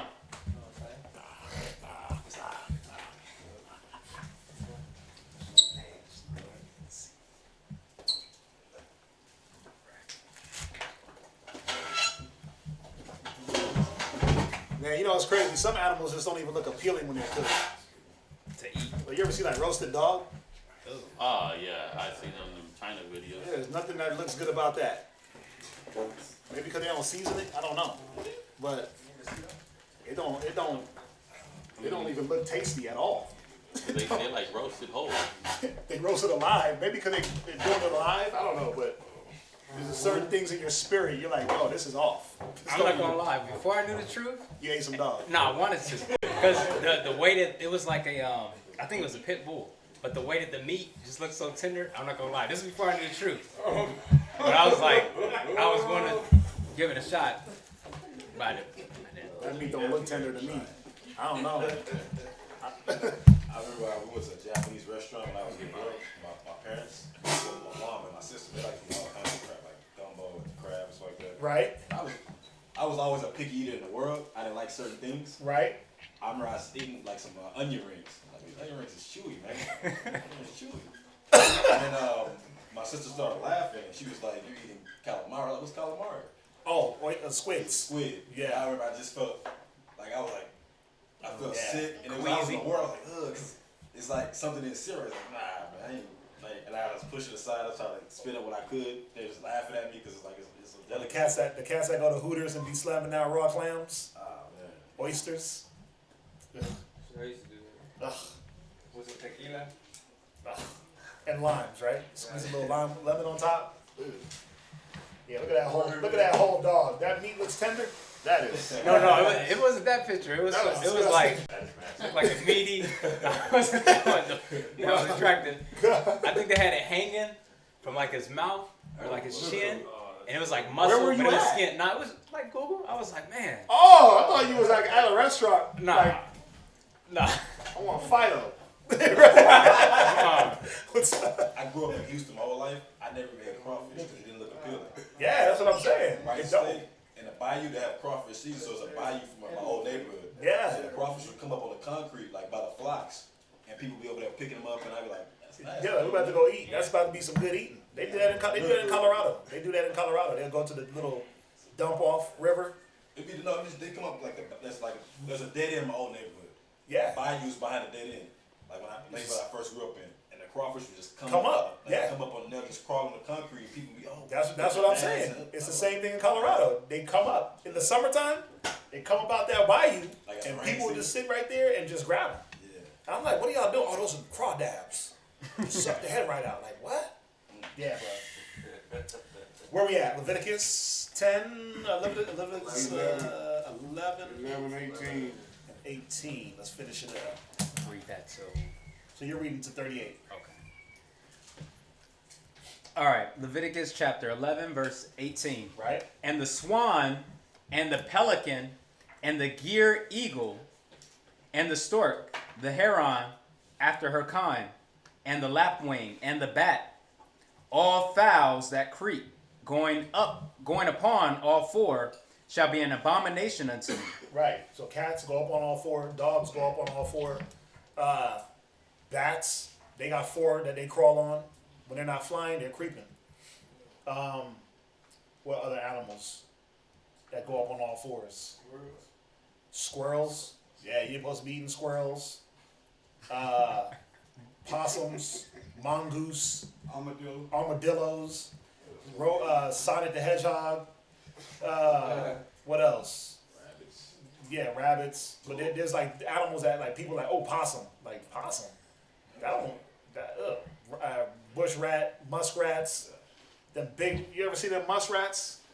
They got the huge bodies and they got the rat face. Talking about the Nutri-Rat? What are they called? Nutri-Rat, hang by the bayou and stuff like that. I guess. I just know like in like places like Barbados, they eat them. They call them bush rat. And I'm like, bush rat? Like, what the hell is that? I look, bro, they got the big teeth, the big rat body, Yeah, they real big. but they're slow and you can just sit there and pet them. They won't attack you and then the people eat them for dinner. I mean, but it's unlawful. What's that? In verse what? Verse 20? Right? It says, all fowls that creep, Right. going upon all four. Right? The question on this is that it's speaking about fowls, which are Right. animals that fly, but how do they go on all four? Like a bat. A bat goes on all fours, but it flies. A bat got legs and it got hands. It's like a flying You rat. look at the way a bat moves around when it's not flying or hanging. It's like a flying rat. It will crawl around. Yeah, so you got bat, you got, what other animals have four that crawl and fly? I can't think of none right now. Yeah, they're technically not a flying animal. They more glide, they jump and glide. They'll do this and the little glider will come out. They're not really a flying animal, but you don't want to eat squirrels. But there are other animals besides the bat, it's not coming to my mind, that have four legs and fly. That we're not supposed to eat. What else? Was that it? Yeah, go ahead, read on. Verse 21. I'm standing because these chairs is hurting my legs. Go ahead. Yet these may ye eat of every flying, creeping thing Right. that goeth upon all four, Right. which have legs above their feet, See, legs above their feet. Watch, it's gonna tell you. to leap with all upon the earth. Right. Even these of them ye may eat. Right. The locust. Right, because the locust has the hind legs, then they got the small legs, and locusts fly. So a locust is considered a flying, creeping thing.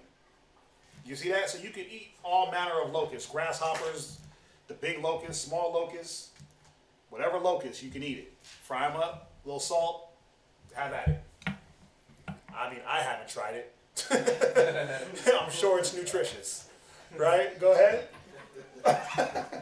Well, you never know, man. And the bald locust after his kind. Right? And the beetle after his kind. You eat beetles. Think about it. You got all different species of beetle. I mean, you got beetles this big. They make a tasty morsel. You got dung beetles, right? They take the animal poo and they roll it, make a house out of it. They push it, right? You ever see that? The dung beetle, what they do? You got different type of beetles that you can eat that are lawful. The beetle after his kind, that means you can eat all family of beetle. So think about it. There was never an occasion to go hungry. Right? If we was in a situation where it's like you in the wilderness and you got to eat something, you don't got to go eat the hare. You can find you a beetle. What is the meat like? Do you know? Bro, I have no. It's probably not even. There's probably not meat. It's probably a lot of just innards that are nutritious. I don't know. It's probably a high protein source. Like jelly. Yeah. Jelly. Even with these insects, like you made the point about the animals, we didn't even eat the predators. Yeah. Those insects, they eat. They eat greenery. Vegetation. They eat greenery. They're herbivores. Yeah, they don't eat any type of other insects. It reminded me like John the Baptist's diet was raw honey and locusts. Yeah. So, because why? If you're eating something that's alive and then now is dead, that causes bacteria and disease. So the Most High was trying to, remember, he says separate the clean from the unclean. He was trying to keep us clean even with our digestive tract. You know, why does the Most High say not to eat this? Well, first of all, he says not to. But then if you look at the logic behind it and look at what to eat, what not to eat, and then remember, Esau will tell you, you are what you eat. You are what you eat. So that